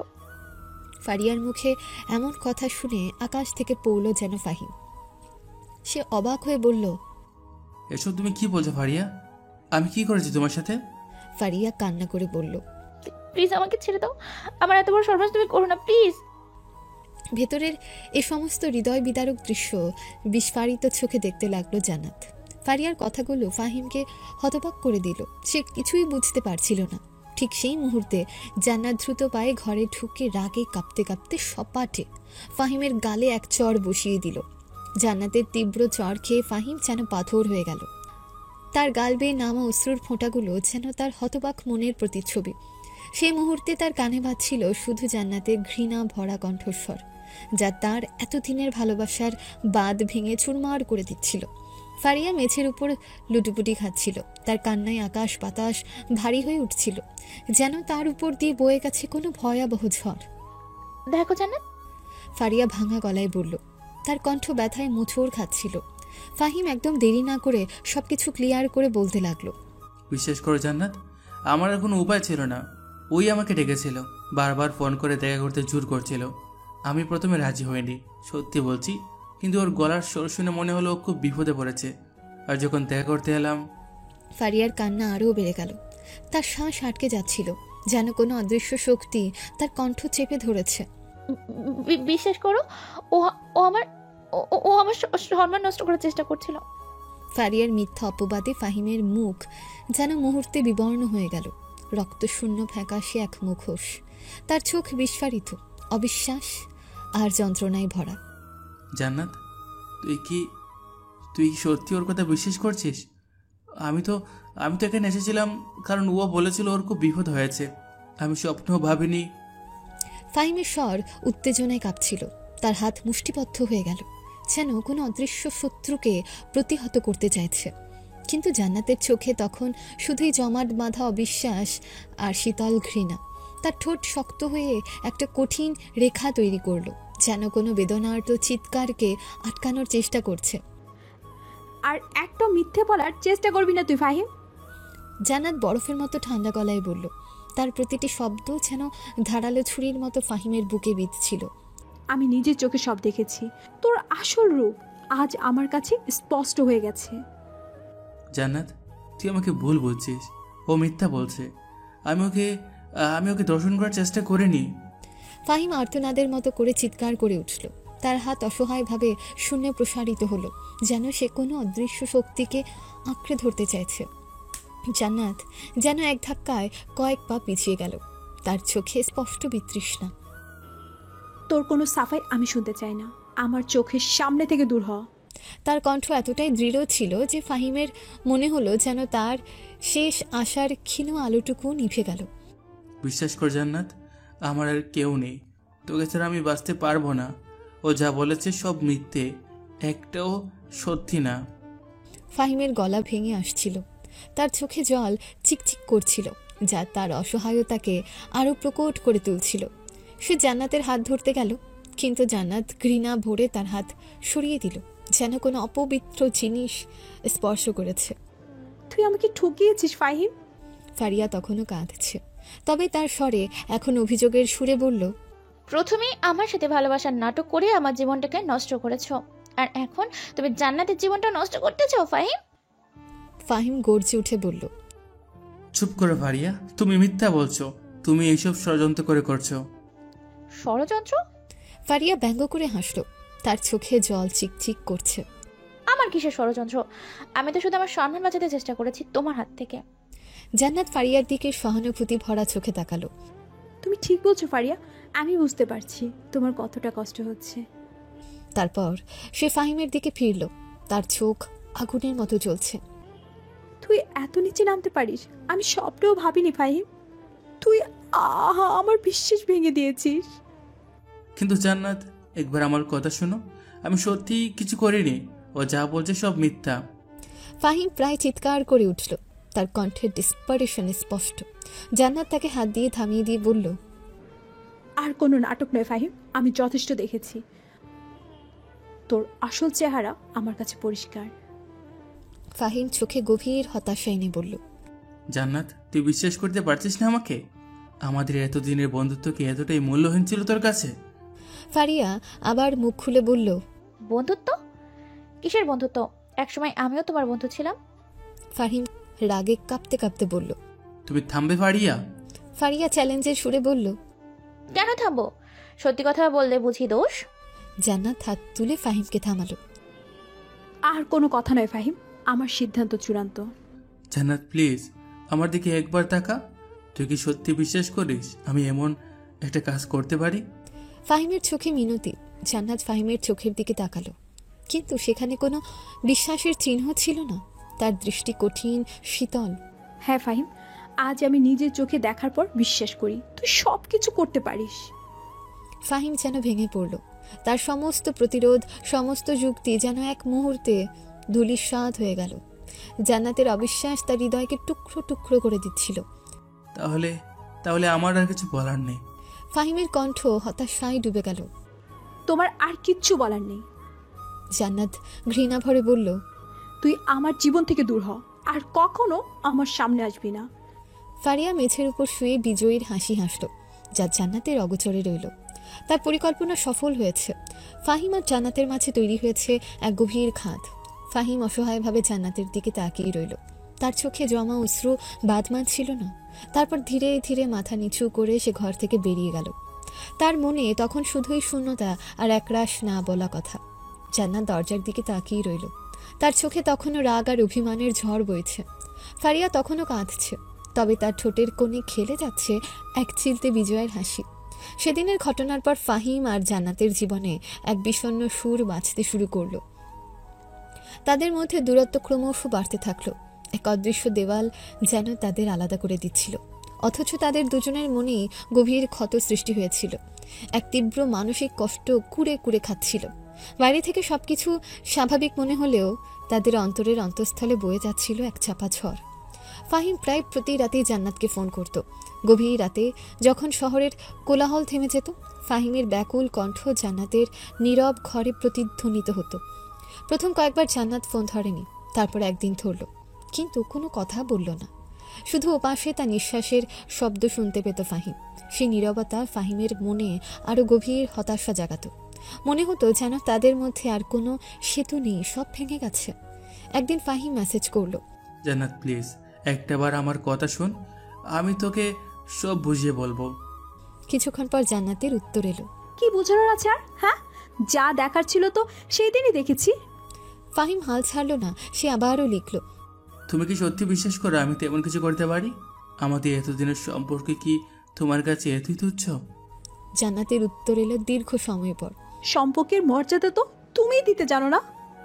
এই ধরনের নীরব কথোপকথন চলতে থাকতো তাদের মধ্যে। সরাসরি দেখা করার সাহস যেন দুজনেরই ছিল না। একদিকে অভিমান, অন্যদিকে চাপা ভালোবাসা। এই দুয়ের দ্বন্দ্বে তারা জর্জরিত ছিল। অবশেষে একদিন ফাহিম স্থির করলো, যা হয় হোক, জান্নাতের সাথে তার সামনাসামনি কথা বলতে হবে। সে জান্নাতে বাসার সামনে গিয়ে অপেক্ষা করতে লাগলো। দীর্ঘ সময় কেটে গেল, কিন্তু জান্নাতের দেখা মিলল না। হতাশ হয়ে যখন সে ফিরতে যাচ্ছিল, তখন দেখলো জান্নাত দূর থেকে তাকে দেখছে। তাদের চোখাচোখি হলো। জান্নাতের চোখে এক মুহূর্তের জন্য দুর্বলতা করলো, কিন্তু পরক্ষণে তা কঠিন রূপে ফিরে এলো। ফাহিম এগিয়ে যেতে চেয়েও থেমে গেল। তার মনে হলো জান্নাত হয়তো এখনও তার সাথে কথা বলার জন্য প্রস্তুত নয়। তবু সে সাহস করে ডাকলো, জান্নাত। জান্নাত দাঁড়িয়ে রইল, কোনো উত্তর দিল না। ফাহিম আরও কাছে গিয়ে মিনতি ভরা স্বরে বলল, প্লিজ আমার সাথে একটু কথা বলো। আমি জানি তুমি কষ্ট পাচ্ছ, আমিও শান্তিতে নেই। একবার শুধু আমার দিকটা শোনো। জান্নাত কিছুক্ষণ ফাহিমের দিকে তাকিয়ে রইল। তার চোখে জলের আভাস দেখা গেল, কিন্তু সে নিজেকে সংযত করলো। কঠিন স্বরে বলল, আমার মনে হয় না আমাদের আর কিছু বলার আছে। আছে জান্নাত, অনেক কথা আছে যা বলা হয়নি। অনেক ভুল বোঝাবুঝি আছে যা দূর করা দরকার। তুমি কি সত্যি চাও আমাদের সব শেষ হয়ে যাক? ফাহিমের কণ্ঠে ব্যথায় ভেঙে পড়ল। জান্নাত অন্যদিকে মুখ ফিরিয়ে বলল, যা হওয়ার ছিল তা তো হয়ে গেছে। কিন্তু কেন বিশ্বাস করছো না তুমি আমাকে? আমি তোমাকে কখনো ঠকাতে পারি না জান্নাত, তুমি তো জানো সেটা। ফাহিম ব্যাকুল হয়ে জান্নাতের হাত ধরতে গেল, কিন্তু জান্নাত সঙ্গে সঙ্গে হাত সরিয়ে নিল। তুমি আমাকে ঠকিয়েছো ফাহিম। নিজের চোখে আমি যা দেখেছি তা অস্বীকার করার কোনো উপায় নেই। জান্নাতের কণ্ঠ দৃঢ়, কিন্তু তার চোখ বিট্রে করছিল ভেতরের কষ্টকে। ফাহিম হতাশ হয়ে বলল, তাহলে আমার আর কিছু বলার নেই। জান্নাত কিছুক্ষণ চুপ থেকে বলল, হ্যাঁ, তোমার আর কিছু বলার নেই? ফাহিম যখন চলে যাচ্ছিল তখন জান্নাত অস্ফুট স্বরে বলল, আমিও শান্তিতে নেই ভাবিও। ফাহিম শুনতে পেল না সেই চাপা কষ্টের কথা। এরপর থেকে তাদের মধ্যে দূরত্ব আরও বাড়ল। ফোন বা মেসেজের মাধ্যমেও তেমন কোনো যোগাযোগ হতো না, কিন্তু অদ্ভুতভাবে তাদের দুজনের মনে এক অপরের জন্য এক চাপার টান অনুভব হতো। হয়তো পুরনো দিনের ভালোবাসা, হয়তো একসঙ্গে কাটানো মুহূর্তগুলো কোনো এক অদৃশ্য সূত্রে তারা বাঁধা ছিল। জান্নাত রাতে একা ঘরে বসে অতীতের স্মৃতি হাতড়াত। ফাহিমের হাসি মাখা মুখ, তাদের খুনসুটি, একসঙ্গে দেখা স্বপ্ন, সব কিছু তার মনে ভিড় করত। সে নিজেকে বোঝাতো ফাহিম বিশ্বাসঘাতক, তার কোনো স্মৃতি আঁকড়ে রাখা উচিত না, কিন্তু মন কিছুতেই মানতে চাইত না। বুকের গভীরে ছিনছিনে ব্যথা অনুভব করত সে। অন্যদিকে ফাহিম বন্ধুদের সাথে সময় কাটানোর চেষ্টা করত, কাজে মন দেওয়ার চেষ্টা করত, কিন্তু কোথাও শান্তি পেত না। জান্নাতের মুখ তার চোখের সামনে ভেসে উঠত। তার মনে হতো কোথাও যেন একটা ভুল হয়ে গেছে, যা তারা দুজনেই বুঝতে পারছে, কিন্তু কেউই তা স্বীকার করতে পারছে না। তাদের মধ্যকার এই দূরত্ব আর নীরবতা যেন এক বোবা কান্নার মতো ছিল। তারা একে অপরের থেকে দূরে সরে থেকেও যেন কোথাও আটকে ছিল। তাদের চাপা ভালোবাসা আর ভুল বোঝাবুঝির বেড়াজালে বন্দি। সময়ের স্রোত বয়ে যাচ্ছিল, কিন্তু তাদের সম্পর্কের জট যেন আরও কঠিন হয়ে উঠছিল। তারা দুজনেই মানসিক কষ্টে ভুগছিল, কিন্তু সেই কষ্টের কথা একে অপরের কাছে প্রকাশ করার সাহস বা সুযোগ কোনোটাই ছিল না তাদের। সর্বদা হাসি খুশি আর প্রাণবন্ত জান্নাত ধীরে ধীরে এক বিষণ্ণতার চাদরে ঠেকে যেতে শুরু করলো। তার মুখের সেই উজ্জ্বল হাসি যেন কোথাও হারিয়ে গেল। চোখের তারায় দেখা দিত এক বিষণ্ণ আলো। দিনের পর দিন সে চুপচাপ হয়ে থাকত, আপন মনে কি যেন ভাবত। বন্ধুদের সাথে আগের মতো আর প্রাণ খুলে মিশত না, এমনকি তার পছন্দের কাজগুলোতেও আগ্রহ হারিয়ে ফেলেছিল। জান্নাতের এই পরিবর্তন তার বাবা মাকে গভীরভাবে চিন্তিত করে তুলল। তাদের আদরের মেয়েটা যেন ধীরে ধীরে নিস্তেজ হয়ে যাচ্ছে, যা তারা কিছুতেই মেনে নিতে পারছিলেন না। তারা বুঝতে পারছিলেন ভেতরে কোনো গভীর কষ্ট তাকে কুড়ে কুড়ে খাচ্ছে, কিন্তু কী সেই কষ্ট তা কিছুতেই জানতে পারছিলেন না। একদিন জান্নাতের বাবা তার ঘরে এসে বসলেন। মেয়ের মলিন মুখের দিকে তাকিয়ে তার বুকটা মুচড়ে উঠল। স্নেহপূর্ণ স্বরে তিনি বললেন, মা, কি হয়েছে তোর? আজকাল তোকে একদম অন্যরকম লাগে। কোনো কথা নেই, হাসি নেই, শরীর খারাপ রাখছে? জান্নাত বিষণ্ণ হেসে বলল, না বাবা, শরীর তো ঠিক আছে। তাহলে মন খারাপ কেন? কিছু হয়েছে কি? জান্নাত চুপ করে রইল, বাবার চোখের দিকে তাকাতে পারল না। বাবা দীর্ঘশ্বাস ফেলে বললেন, দেখ মা, আমি জানি তোর মনে কষ্ট আছে। হয়তো এমন কিছু হয়েছে যেটা তুই আমাদের সাথে শেয়ার করতে পারছিস না, কিন্তু জীবন তো থেমে থাকে না, তাই না? আমাদের এগিয়ে যেতে হয়। জান্নাত নীরব রইল। বাবা কিছুক্ষণ চুপ থেকে বললেন, আমি একটা সিদ্ধান্ত নিয়েছি। জান্নাত আগ্রহ নিয়ে বাবার দিকে তাকালো। আমাদের পারিবারিক ব্যবসার একটা খুব গুরুত্বপূর্ণ দায়িত্ব আমি তোকে দিতে চাই। লন্ডনে আমাদের একটা নতুন ব্যবসায়িক চুক্তি হওয়ার কথা আছে। আমি চাই তুই সেখানে গিয়ে সবটা সামলাস। জান্নাত প্রথমে রাজি হতে চাইল না। লন্ডন যাওয়ার কথা শুনে তার মন আরো খারাপ হয়ে গেল। সবকিছু ছেড়ে দূরে চলে যাওয়ার কোনো ইচ্ছাই তার ছিল না। সে দুর্বল স্বরে বলল, বাবা, আমার এখনো কোথাও যেতে ইচ্ছে করছে না। তার মাও এসে জান্নাতের পাশে বসলেন। নরম হাতে মেয়ের মাথায় বুলিয়ে বললেন, মা, তোর ভালোর জন্যই তোর বাবা এটা বলছেন। দেখ, নতুন একটা পরিবেশে গেলে হয়তো তোর মনটা একটু বদলাবে। নতুন কাজ, নতুন মানুষ, হয়তো পুরনো কষ্টগুলো কিছুটা হলেও ভুলে যেতে পারবি। বাবা আরো বললেন, এটা শুধু একটা কাজ নয় মা, এটা একটা সুযোগ। তুই আমাদের ব্যবসার একটা গুরুত্বপূর্ণ অংশ সামলাবি। আমার বিশ্বাস তুই সবকিছু খুব ভালোভাবে করতে পারবি। বাবা মায়ের এত অনুরোধ ফেলতে পারল না জান্নাত। তাদের মলিন মুখের দিকে তাকিয়ে তার মনে হলো হয়তো সত্যিই তার একটু পরিবর্তন দরকার। হয়তো দূরে গেলে সে কিছুটা শান্তি পাবে। অনিচ্ছা সত্ত্বেও সে রাজি হলো লন্ডন যেতে। লন্ডন যাওয়ার আগে জান্নাতের মনে একটা দ্বিধা কাজ করলো। তার মনে হলো একবারের জন্য হলেও ফাহিমের সাথে দেখা করা উচিত। তাদের মধ্যে যা কিছু ভুল বোঝাবুঝি আছে, যা কিছু না বলা কথা, হয়তো শেষবারের মতো হলেও সেগুলো বলা দরকার। তাদের সম্পর্কের একটা শেষ পরিণতি হওয়া দরকার। অনেক সাহস সঞ্চয় করে জান্নাত ফাহিমকে ফোন করলো। দীর্ঘক্ষণ রিং হওয়ার পর ফাহিম ফোন ধরল। ফাহিম, জান্নাতের কণ্ঠ কিছুটা নার্ভাস শোনালো। ওপাশ থেকে ভেসে এলো ফাহিমের বিস্মিত কণ্ঠ। জান্নাত, তুমি কেমন আছো? আমি ভালো আছি। আমি তোমার সাথে একটু দেখা করতে চাই। ফাহিম কিছুক্ষণ চুপ করে রইল, তারপর বলল, কোথায়? কাল বিকেলে আমাদের পুরনো কফি শপটায়। জান্নাত প্রস্তাব দিল। সে কফি শপ যেখানে তাদের কত স্মৃতি জড়িয়ে আছে। ফাহিম রাজি হলো। তাদের দুজনের মনে এক চাপা উত্তেজনা কাজ করতে লাগলো। হয়তো এই দেখায় তাদের সম্পর্কে নতুন কোনো মোড় ঘোরাবে, অথবা হয়তো এটাই হবে তাদের শেষ সাক্ষাৎ। কেউই নিশ্চিত ছিল না, কিন্তু দুজনের মনে একটা ক্ষীণ আশা জেগে রইল। আমি লন্ডন যাচ্ছি। তখন ফাহিমের মনে হলো যেন তার হৃদস্পন্দন থেমে গেল। এতক্ষণ ধরে যে ক্ষীণ আশা সে বুকের গভীরে লালন করছিল, মুহূর্তেই তা চূর্ণ বিচূর্ণ হয়ে গেল। তাদের পুরনো কফি শপে জান্নাতের আগমনকে সে হয়তো ভুলের অবসান ভেবেছিল, কিন্তু আদতে তা ছিল সম্পর্কের অন্তিম মুহূর্তের নীরব বার্তা। জান্নাতের বিষণ্ণ মুখ দেখে ফাহিমের বুকের ভেতরটা কেঁপে উঠেছিল। তবুও সে নিজেকে প্রবোধ দিচ্ছিল হয়তো সব ঠিক হয়ে যাবে। কিন্তু যখন শুনল সে লন্ডন চলে যাচ্ছে, আর নিজেকে ধরে রাখতে পারলই না। বলল, কদিনের জন্য? স্থায়ীভাবে। এই একটা শব্দ যেন তার হৃদয়ে এক গভীর না শুকানো ক্ষত তৈরি করলো। স্থায়ীভাবে? মানে তুমি আর ফিরবে না? ফাহিমের স্বর আর্তনাদের মতো শোনালো। তার বিস্ফারিত চোখে অবিশ্বাস আর এক গভীর হারানোর ভয় খেলা করতে লাগলো। জান্নাতের প্রতিটি বাক্য যেন তার হৃৎপিণ্ডে এক একটা ঠান্ডা ছুরির আঘাত আনছিল। জান্নাত শান্ত কিন্তু দৃঢ় স্বরে বলল, জানি না, তবে আপাতত আমার ফেরার কোনো পরিকল্পনা নেই। তার এই নির্লিপ্ততা ফাহিমের কষ্টকে আরও শত গুণ বাড়িয়ে দিল। মনে হচ্ছিল তাদের এতদিনের ভালোবাসার কোনো মূল্যই যেন তার কাছে অবশিষ্ট নেই। ফাহিম দ্রুত চেয়ার ছেড়ে উঠে দাঁড়ালো। তার হাত সামান্য কাঁপছিল, চোখে অসহায়তার মেঘ। জান্নাত, দয়া করে একটু থামো। তুমি কি বুঝতে পারছো তুমি কি বলছো? তুমি কি একবার ভেবে দেখেছো আমার কি হবে? তুমি চলে গেলে আমি কিভাবে বাঁচবো? আমার তো আর কেউ নেই জান্নাত। তার কণ্ঠ আবেগে রুদ্ধ হয়ে আসছিল। জান্নাত শান্তভাবে উত্তর দিল, তুমি বাঁচবে ফাহিম, সবাই বাঁচে। সময়ের স্রোতে সব কষ্ট ভেসে যায়। আর সত্যি বলতে আমার মনে হয় আমাদের দুজনের জন্য এটাই হয়তো ভালো হবে। আমাদের পথ হয়তো সত্যি আলাদা হয়ে যাওয়া উচিত, কারণ তোমার মতো একজন বিশ্বাসঘাতকের সঙ্গে আমি থাকতে পারবো না। এটাই আমাদের জন্য সবচাইতে ভালো হবে। ফাহিমের ভালো স্বর হবে? এবার তীক্ষ্ণ হয়ে উঠল। তার বুকের ভেতর জমে থাকা দীর্ঘদিনের কষ্টগুলো যেন প্রবল ঝড়ের মতো বেরিয়ে আসতে চাইছিল।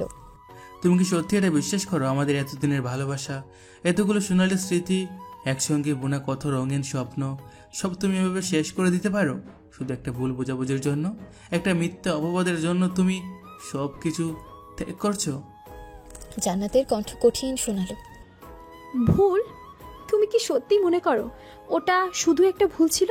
আমি নিজের চোখে দেখেছি তুমি কিভাবে একটা মেয়ের ইজ্জত হরণ করতে চেয়েছিলে, তারপরও তুমি চাও আমি বিশ্বাস করি? আর কত মিথ্যে বলবে তুমি ফাহিম? কতবার তুমি আমার বিশ্বাস ভাঙবে? ফাহিম দুহাত বাড়িয়ে আকুলভাবে বলল, প্লিজ জান্নাত, আমার কথা একবার মন দিয়ে শোনো। বিশ্বাস করো, আমি সেদিন তেমন কিছুই করিনি। ফারিয়ার বলা প্রতিটি কথা মিথ্যা। আমি তোমাকে কখনো ঠকাতে চাইনি জান্নাত।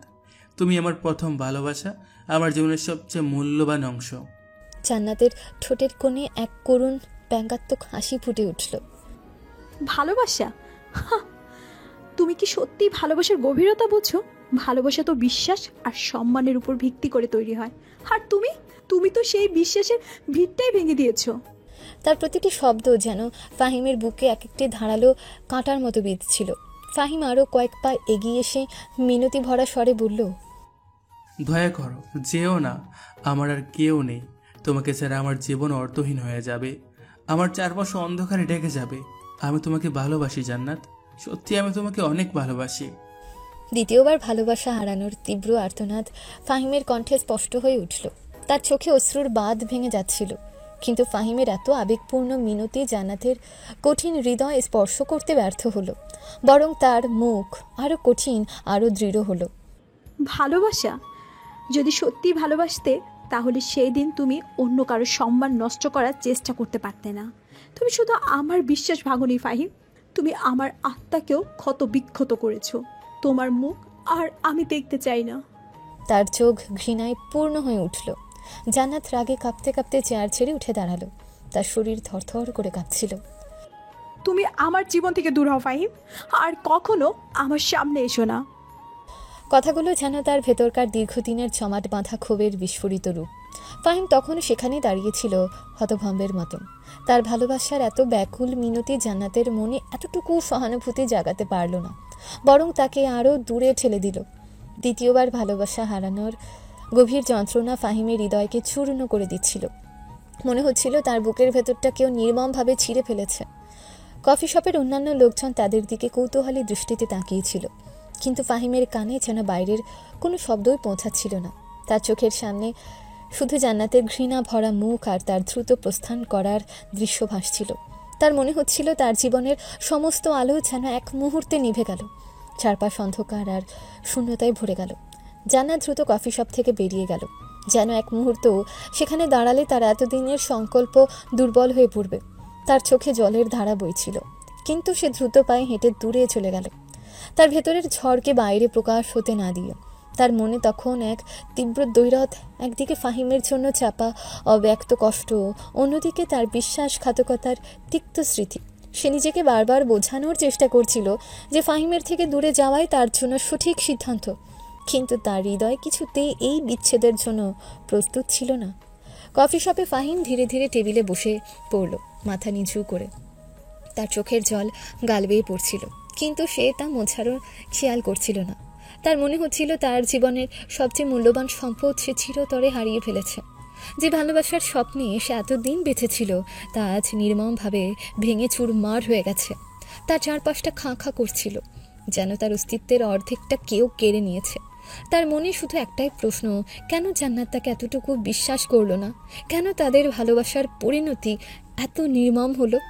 জান্নাতের বিদায় ফাহিমের হৃদয়টাকে খাঁ খাঁ মরুভূমির মতো করে দিয়ে গেল। ক্যাম্পাসের চেনা মুখগুলো যেন তার কাছে অর্থহীন মনে হচ্ছিল। বন্ধুদের আড্ডায় আর আগের মতো উৎসাহ পেত না সে। দিনের বেশিরভাগ সময় একা একা কাটাতো। পুরনো স্মৃতিগুলো হাতড়ে বেড়াতো। তাদের একসাথে কাটানো মুহূর্তগুলো এখন তার কাছে সবচেয়ে দামি সম্পদ। একদিন বিষণ্ণ মনে ক্যাম্পাসের এক গাছের নিচে বসে থাকতে থাকতে তার ফোন বেজে উঠল। বাবার অপ্রত্যাশিত ফোন কল তার চিন্তার জাল ছেড়ে দিল। ওপাশ থেকে বাবার কর্তৃত্বপূর্ণ অথচ চিন্তিত কণ্ঠস্বর ভেসে এলো। ফাহিম, একটা জরুরি বিষয় তোমার সাথে কথা বলা দরকার। তুমি কি এখনই আমার অফিসে আসতে পারবে? বাবার কণ্ঠস্বরে জরুরি শব্দটা ফাহিমের কৌতূহল আরও বাড়িয়ে দিল। সাধারণত কাজের সময় বাবা সরাসরি তাকে ফোন করেন না। হ্যাঁ বাবা, আমি আসছি। কিছুক্ষণের মধ্যে ফাহিম বাবার অফিসে এসে পৌঁছালো। রিসেপশনে বাবার ব্যক্তিগত সহকারীর সাথে সামান্য কুশল বিনিময়ের পর সে সরাসরি বাবার কেবিনে প্রবেশ করল। দেখল বাবা গভীর মনোযোগের সাথে কিছু নথিপত্র দেখছেন। বসো। ফাহিমের উপস্থিতি টের পেয়ে বাবা মাথা না তুলে পড়লেন। ফাহিম চেয়ার টেনে বসল। কেবিনে পিন পতন নীরবতা বিরাজ করছিল, যা ফাহিমের অস্থিরতা আরও বাড়িয়ে দিচ্ছিল। কিছুক্ষণ পর বাবা কাগজপত্রগুলো একপাশে সরিয়ে রেখে ফাহিমের দিকে তাকালেন। তার চোখে একটা চাপা উদ্বেগের ছায়া দেখতে পেল ফাহিম। কেমন আছিস বাবা? বাবার গলায় অপ্রত্যাশিত কোমলতা। আমি ঠিক আছি বাবা। ফাহিম উত্তর দিল, যদিও তার ভেতরের কষ্টটা স্পষ্ট। আপনি কি কোনো সমস্যায় পড়েছেন? আপনার শরটা কেমন যেন লাগছে। বাবা একটা দীর্ঘশ্বাস ফেলে বললেন, হ্যাঁ, কিছুটা সমস্যা তো হয়েছে, তবে সেটা ব্যবসার সাথে জড়িত। এরপর বাবা লন্ডনের একটা নতুন ব্যবসায়িক প্রস্তাবের বিস্তারিত জানালেন। এটা একটা বিশাল সুযোগ, যা তাদের কোম্পানির ভবিষ্যৎকে নতুন দিশা দেখাতে পারে।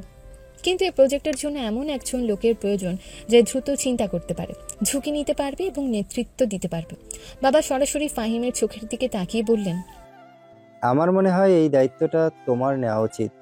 তুমি পড়াশোনা শেষ করেছো, ব্যবসার প্রাথমিক ধারণা তোমার আছে, আর আমি বিশ্বাস করি তোমার সেই সাহস এবং বুদ্ধি আছে যা এই চ্যালেঞ্জ মোকাবেলা করতে পারবে। লন্ডনের নামটা শুনে ফাহিমের বুকের ভেতরটা ধক করে উঠল। জান্নাত তো সেখানেই থাকে। তাদের অপ্রত্যাশিত বিচ্ছেদের পর মনের গভীরে যে ক্ষীণ আশা লুকিয়েছিল, লন্ডনের প্রস্তাব যেন সেই নিভু নিভু আগুনে আবার হাওয়া দিল। ব্যবসায়িক সুযোগের বাইরে এই যাত্রা তার ব্যক্তিগত জীবনেও নতুন কোনো সম্ভাবনার দরজা খুলে দিতে পারে। ফাহিম ইতস্তত করে বলল, কিন্তু বাবা, আমার তো এই ধরনের কাজের কোনো অভিজ্ঞতা নেই। আপনি কি সত্যি মনে করেন আমি পারবো? বাবা শান্ত স্বরে বললেন, অভিজ্ঞতা একদিনেই হয় না ফাহিম, প্রথম পদক্ষেপটা নিতে হয়। আর আমি তো আছি তোমার পাশে। কোনো সমস্যা হলে আমি তোমাকে সাহায্য করব। এটা শুধু একটা ব্যবসায়িক দায়িত্ব নয়, এটা তোমার নিজের সক্ষমতা প্রমাণেরও একটা সুযোগ। তুমি যদি এখন থেকে এই দায়িত্ব নিতে না শেখো তাহলে কবে শিখবে? কিন্তু বাবা, লন্ডন তো অনেক দূরে, আর আমার এখানে। তার কথা শেষ না হতেই বাবা থামিয়ে দিলেন। তোমার এখানে কি আছে ফাহিম? বাবার স্বরে কিছুটা কঠোরতা মিশেছিল। কয়েকজন বন্ধু যাদের সাথে তুমি এমনিতেও দেখা করতে পারো। আর আর কি? ফাহিম চুপ করে রইল। বাবার প্রশ্নটা যেন তার ভেতরের দুর্বলতাকে চোখে আঙ্গুল দিয়ে দেখিয়ে দিল। জান্নাতের চলে যাওয়ার পর সত্যিই তো তার আর কিছুই তেমন অবশিষ্ট নেই। বাবা আবার নরম স্বরে বললেন, দেখো ফাহিম, জীবন থেমে থাকে না। দুঃখকে আঁকড়ে ধরে বসে থাকলে শুধু সময় নষ্ট হয়। এই সুযোগটা তোমার জন্য নতুন একটা শুরু হতে পারে। নতুন পরিবেশে নতুন করে নিজেকে আবিষ্কার করার সুযোগ পাবে তুমি।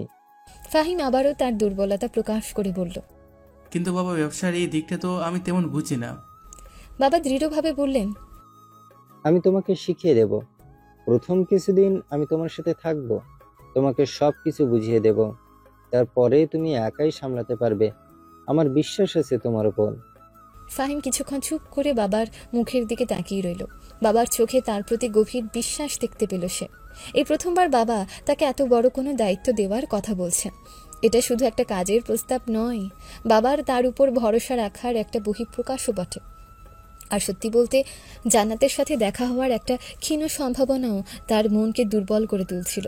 বাবা আবার বললেন, লন্ডনে আমাদের ব্যবসার ভবিষ্যৎ নির্ভর করছে। তুমি যদি এই দায়িত্বটা নাও তাহলে তুমি শুধু আমাদের কোম্পানিকেই সাহায্য করবে না, নিজের ভবিষ্যৎকেও একটা নতুন দিশা দেবে। ফাহিম গভীরভাবে শ্বাস নিল। বাবার কথাগুলো তার মনে একটা আলোড়ন সৃষ্টি করলো।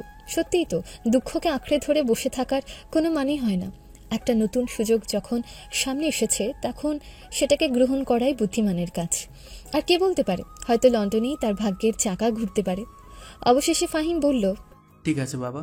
তার কণ্ঠে দৃঢ়তা ফিরে এসেছে। আমি লন্ডনে যেতে রাজি। আমি এই দায়িত্ব নেব এবং আমার সেরাটা দিয়ে চেষ্টা করব। আমি জানতাম তুমি পারবে। বাবার মুখে এক টুকরো হাসির রেখা দেখা দিল। আমার বিশ্বাস ছিল তোমার উপর। কালই আমি তোমার টিকিট আর ভিসার ব্যবস্থা করছি। তুমি কিছুদিনের জন্য প্রস্তুতি নাও। এই কথোপকথনের মধ্য দিয়ে ফাহিমের মনে এক নতুন সংকল্প জন্ম নিল। জান্নাতের চলে যাওয়ার কষ্ট কিছুটা হলেও কমল। বাবার বিশ্বাস এবং নতুন একটা চ্যালেঞ্জ মোকাবিলার হাত ছানিয়ে তাকে এক নতুন পথে চালিত করার জন্য প্রস্তুত। একই সাথে লন্ডনের মাটিতে আবার জান্নাতের সাথে দেখা হওয়ার ক্ষীণ আশা তার মনে গোপনে উকি দিতে লাগলো। এতদিন ধরে ফাহিম যে সাধারণভাবে জীবনযাপন করেছে তার আড়ালের আসল পরিচয় এক ধনী এবং প্রভাবশালী পরিবারের উত্তরসূরি এই সিদ্ধান্তের মাধ্যমে আরও স্পষ্ট হয়ে উঠল। এবার হয়তো তার জীবনের নতুন একটা অধ্যায় শুরু হতে চলেছে। লন্ডনের আকাশটা ফাহিমের কাছে কেমন যেন অচেনা লাগছিল। বিশাল এ শহরের আনাচে কানাচে যেন এক ভিন্ন জগৎ লুকিয়ে আছে। প্লেন থেকে নেমে হিথ্রো বিমানবন্দরের বাইরে পা রাখার পর এক ধরনের চাপা উত্তেজনা অনুভব করল ফাহিম। একদিকে নতুন কাজের দায়িত্ব, অন্যদিকে বহু আকাঙ্ক্ষিত একজনের দেখা পাওয়ার ক্ষীণ আশা। প্রথম কয়েকটা দিন ফাহিম অফিসের কাজে পুরোপুরি মনোযোগ দেওয়ার চেষ্টা করল। তার বাবা আগেই লন্ডনের অফিসের কর্মকর্তাদের সাথে তার পরিচয় করিয়ে দিয়েছিলেন। তারা ফাহিমকে সাদরে গ্রহণ করে এবং ব্যবসার খুঁটিনাটি বিষয়ে তাকে সাহায্য করতে শুরু করে। ফাহিমও আগ্রহ নিয়ে সব কিছু শিখতে থাকে। নতুন পরিবেশ, নতুন কাজের ধরন সব কিছু তার মনকে কিছুটা হলেও ব্যস্ত রাখল। তবে মনের এক কোণে জান্নাতের স্মৃতি তখনও অমলিন। সুযোগ পেলে সে পুরনো মেসেজগুলো বের করে পড়ত, তাদের একসাথে কাটানো মুহূর্তগুলোর কথা ভাবত। লন্ডনে আসার পর তার প্রথম চেষ্টা ছিল কোনোভাবে জান্নাতের খোঁজ পাওয়া। বন্ধুদের মাধ্যমে, সোশ্যাল মিডিয়ার মাধ্যমে সব রকম চেষ্টা সে করেছিল, কিন্তু কোনো সুস্পষ্ট খবর সে জানতে পারেনি। জান্নাতের প্রোফাইলগুলো হয়তো ডিঅ্যাক্টিভেট করা ছিল, অথবা তার কোনো নতুন ঠিকানা বা ফোন নম্বর তার পরিচিত কারো কাছে ছিল না। ধীরে ধীরে ফাহিমের সেই প্রথম দিকের উত্তেজনাটা হতাশায় রূপ নিতে শুরু করলো। মনে হতে লাগলো এত কাছে এসেও যেন সে বহু দূরে। ব্যক্তিগত অনুসন্ধানে ব্যর্থ হয়ে ফাহিম পুরোপুরিভাবে অফিসের কাজে ডুবে গেল। খান গ্রুপের সাথে তাদের কোম্পানির একটা অত্যন্ত গুরুত্বপূর্ণ মিটিং ছিল। এই মিটিংটা তাদের ব্যবসায়িক ভবিষ্যতের জন্য খুবই তাৎপর্যপূর্ণ ছিল। চেয়ারম্যান খানের সাথে সরাসরি আলোচনায় বসবেন ফাহিম, এমনটাই ঠিক ছিল। মিটিংয়ের দিন ফাহিম সকাল থেকে প্রস্তুত হতে শুরু করলো। গুরুত্বপূর্ণ কাগজপত্রগুলো আরেকবার ভালো করে দেখে নিল। মিটিংয়ে এজেন্ডা এবং সম্ভাব্য প্রশ্নগুলো মনে মনে গুছিয়ে নিল। নির্ধারিত সময়ে ফাহিম খান গ্রুপের অফিসের বিশাল এবং আধুনিক স্থাপত্যের সামনে এসে দাঁড়ালো। অফিসের ভেতরে প্রবেশ করার পর এর আভিজাত্য তাকে মুগ্ধ করল। মার্বেলের মেঝে, ঝকঝকে কাঁচের দেওয়াল এবং আধুনিক শিল্পকর্ম সব মিলিয়ে এক দারুণ কর্পোরেট আবহাওয়া। রিসেপশনে নিজের পরিচয় দেওয়ার পর একজন কর্মচারী তাকে মিটিং রুমে নিয়ে গেল। মিটিং রুমটা বিশাল এবং সুসজ্জিত ছিল। লম্বা কনফারেন্স টেবিলের চারপাশে আরামদায়ক চামড়ার চেয়ার পাতা। ঘরের একপাশে বিশাল কাঁচের জানালা দিয়ে বাইরের শহরের মনোরম দৃশ্য দেখা যাচ্ছিল। ফাহিম যখন রুমে প্রবেশ করল তখন সেখানে খান গ্রুপের কয়েকজন উচ্চপদস্থ কর্মকর্তা ইতিমধ্যে উপস্থিত ছিলেন। তারা ফাহিমের সাথে সৌজন্যমূলক কুশল বিনিময় করল। এরপর দরজার দিকে চোখ গেল ফাহিমের। মিটিং রুমে প্রবেশ করছেন স্বয়ং খান গ্রুপের চেয়ারম্যান। ফাহিমের হৃদস্পন্দন মুহূর্তের জন্য থেমে গেল। তার চোখের সামনে যা দেখল তা সে কিছুতেই বিশ্বাস করতে পারছিল না। খান গ্রুপের বর্তমান চেয়ারম্যান আর কেউ নন, এই স্বয়ং জান্নাত। জান্নাতও যেন ফাহিমকে দেখে স্তম্ভিত হয়ে দাঁড়িয়েছিল। তার চোখে মুহূর্তের জন্য বিস্ময় এবং সম্ভবত অন্য কোনো অচেনা আবেগও খেলে গেল। মিটিং রুমে এক ধরনের নীরবতা নেমে এলো। উপস্থিত কর্মকর্তারা একে অপরের দিকে জিজ্ঞাসু দৃষ্টিতে তাকাতে লাগলেন। ফাহিম আর জান্নাত দুজনেই যেন ঘোর লাগা অবস্থায় একে অপরের দিকে তাকিয়েছিল। বহুদিন পর তাদের আবার দেখা হলো, তাও এমন এক অপ্রত্যাশিত পরিস্থিতিতে। ফাহিম ভাবতেও পারেনি যে জান্নাত এত বড় একটা কোম্পানির চেয়ারম্যানের পদে আসীন হবে। তাদের দুজনের মাঝে যে দূরত্ব তৈরি হয়েছিল সময়ের স্রোতে তা আরও বেড়েছে, নাকি অন্য কোনো নতুন সমীকরণ তৈরি হয়েছে সে বিষয়ে ফাহিম কিছুই বুঝতে পারছিল না। তাদের দুজনের চোখের ভাষায় যেন অনেক না বলা কথা ভিড় করে আসছিল। এই অপ্রত্যাশিত সাক্ষাৎ তাদের জীবনের মোড় কোন দিকে নিয়ে যাবে তা কেবল সময়ই বলতে পারবে। জান্নাতের মুখোমুখি হতেই ফাহিমের মুখ থেকে কথা সরল না। বিস্ময়ের ঘোর যেন তাকে পাথর করে দিয়েছিল। খান গ্রুপের চেয়ারম্যান, এ তো সেদিনের সে চঞ্চল জান্নাত, যার সাথে ক্যাম্পাসের সবুজ ঘাসে কত স্মৃতি জড়িয়ে আছে। জান্নাতের চোখেও একই রকম হতবাক দৃষ্টি, যেন বহু বছরে আগের কোনো হারানো দিনের স্বপ্ন হঠাৎ করে চোখের সামনে এসে দাঁড়িয়েছে। কয়েক মুহূর্তে নীরবতা। মিটিংয়ের অন্যান্য সদস্যরা একে অপরের দিকে আর চোখে তাকাচ্ছেন, বুঝতে পারছে না এই অপ্রত্যাশিত নীরবতার কারণ। অবশেষে জান্নাতই প্রথম নীরবতা ভাঙল, তার কণ্ঠে পেশাদারিত্বের কাঠিন্য। মিস্টার ফাহিম রহমান, আপনাকে স্বাগতম। আসুন আমরা আলোচনা শুরু করতে পারি। জান্নাতের কণ্ঠ শুনে ফাহিমের সম্বিত ফিরল। ব্যক্তিগত সম্পর্কের জটিলতা একপাশে সরিয়ে রেখে সেও পেশাদারিত্বের মুখোশ ধারণ করল। ধন্যবাদ মিস খান। ফাহিম উত্তর দিল, তার কণ্ঠে স্বাভাবিকতা আনার চেষ্টা করে। এরপর শুরু হলো বিজনেস প্রপোজাল নিয়ে আলোচনা। তাদের দুই কোম্পানির মধ্যে একটা গুরুত্বপূর্ণ ব্যবসায়িক চুক্তি নিয়ে চুলচেরা বিশ্লেষণ চলল। পুরনো দিনের সেই খুনসুটি বা অভিমানের লেশমাত্র সেখানে ছিল না। দুজনেই অত্যন্ত পেশাদারিত্বের সাথে নিজেদের মতামত রাখল, যুক্তিতর্ক করল এবং শেষ পর্যন্ত একটা পারস্পরিক সম্মতিতে পৌঁছালো। চুক্তিটি সফলভাবে সম্পন্ন হলো, যা উভয় কোম্পানির জন্যই একটা বড় অর্জন ছিল। মিটিং শেষে যখন অন্যান্য কর্মকর্তারা ধীরে ধীরে বেরিয়ে যাচ্ছিলেন, তখন জান্নাত ফাহিমের দিকে তাকালো। তার চোখে সেই কঠোর পেশাদারিত্বের আবরণের নিচে যেন এক পুরনো জিজ্ঞাসা উকিয়ে দিচ্ছিল। ফাহিম বলল, মিস খান, আপনার সাথে কিছুক্ষণ ব্যক্তিগতভাবে কথা বলা যাবে কি? জান্নাতের বুকের ভেতরটা ধক করে উঠল। সে অনেক চিন্তা ভাবনা করে বলল, অবশ্যই মিস্টার রহমান। অন্যান্য কর্মকর্তারা ঘর ছেড়ে যাওয়ার পর জান্নাত দরজার দিকে ইঙ্গিত করল। ফাহিমকে নিয়ে এসে পাশের একটা ছোট কনফারেন্স রুমে গেল। সেখানে মুখোমুখি বসতেই দুজনের চোখে আবার সেই পুরনো দিনের ছায়া পড়ল। অনেকদিন পর দেখা। ফাহিমই প্রথম কথা বলল, তার কণ্ঠে হালকা আবেগ মেশানো। হ্যাঁ। জান্নাত সংক্ষেপে উত্তর দিল, তার দৃষ্টি স্থির। আমি ভাবিনি এভাবে আবার দেখা হবে। আমিও ভাবিনি। ফাহিম বলল, তোমাকে এখানে খান গ্রুপের চেয়ারম্যান হিসেবে দেখে আমি সত্যি অবাক হয়েছি। সময় সবকিছু বদলে দেয় ফাহিম। জান্নাত বলল, তার কণ্ঠে এক ধরনের দার্শনিকতা। তুমি কেমন আছো জান্নাত? আমি ভালো।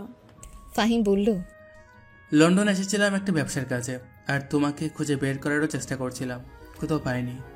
জান্নাতের মুখে সামান্য বিষয়ের ছাপ পড়ল। আজকে খুঁজেছিলে? হ্যাঁ। ফাহিম স্বীকার করল, আমাদের যা কিছু হয়েছিল, আমার মনে হয় একবার অন্তত কথা বলা দরকার ছিল। জান্নাত কিছুক্ষণ চুপ করে রইল।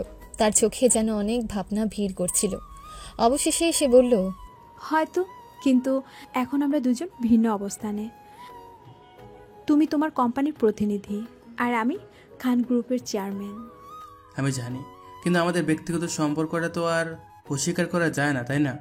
এরপর থেকে লন্ডনে ফাহিমের নতুন মিশন শুরু হলো জান্নাতকে মুগ্ধ করা। পুরনো দিনের স্মৃতি রোমন্থন করতে শুরু করলো সে। তাদের ক্যাম্পাসের দিনগুলোর মজার ঘটনা, একসাথে কাটানো বিশেষ মুহূর্তগুলোর কথা সে কথায় কথায় আনত। জান্নাতের পছন্দের ফুল, তার প্রিয় কফি শপের ঠিকানা, সব কিছু তার মনে ছিল। সুযোগ পেলেই সে জান্নাতের প্রতি আন্তরিক যত্ন দেখাত। অফিসের ব্যস্ততার ফাঁকেও সে তার খোঁজ খবর নিত, কোনো প্রয়োজনে এগিয়ে আসত। ফাহিমের আন্তরিকতা ধীরে ধীরে জান্নাতের কঠিন আবরণ ভেদ করতে শুরু করলো। প্রথমে কিছুটা দূরত্ব বজায় রাখলেও ফাহিমের পুরনো দিনের স্মৃতিচারণায় জান্নাতের মুখেও কখনো কখনো হালকা হাসির রেখা দেখা দিত। তাদের পেশাদারি সম্পর্কের বাইরেও একটা অন্যরকম রসায়ন ধীরে ধীরে তৈরি হতে শুরু করলো। লন্ডনের বিভিন্ন সুন্দর জায়গায় তারা কাজের ফাঁকে একসাথে কফি খেতে যেত, পুরনো দিনের মতন হালকা আলোচনা করত। সে পুরনো দিনের তিক্ততা যেন ধীরে ধীরে ফিকে হয়ে আসছিল। ফাহিম বুঝতে পারছিল জান্নাতের মন জয় করা সহজ নয়। তাদের দুজনের মধ্যে অনেক জল বয়ে গেছে, কিন্তু সে হাল ছাড়তে রাজি ছিল না।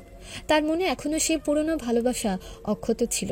লন্ডনের আলো ঝলমলে রাস্তায় পুরনো স্মৃতির হাত ধরে ফাহিম ধীরে ধীরে জান্নাতের হৃদয়ের দরজায় আবার কড়া নাড়তে শুরু করলো। এখন দেখার পালা সেই দরজা আবার খোলে কিনা।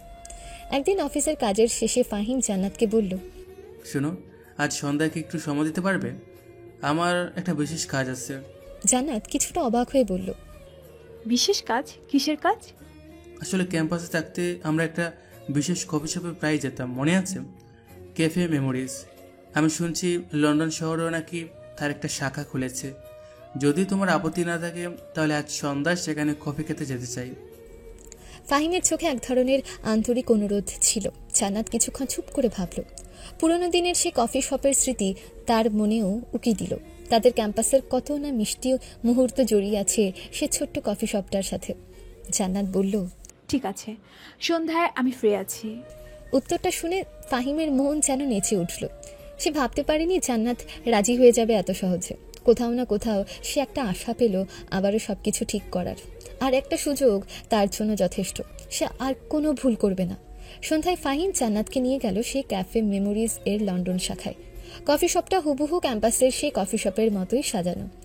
একই রকম কাঠের টেবিল, সে চেনা কফির সুগন্ধ, এমনকি মেনু কার্ডটিও যেন একই রকম।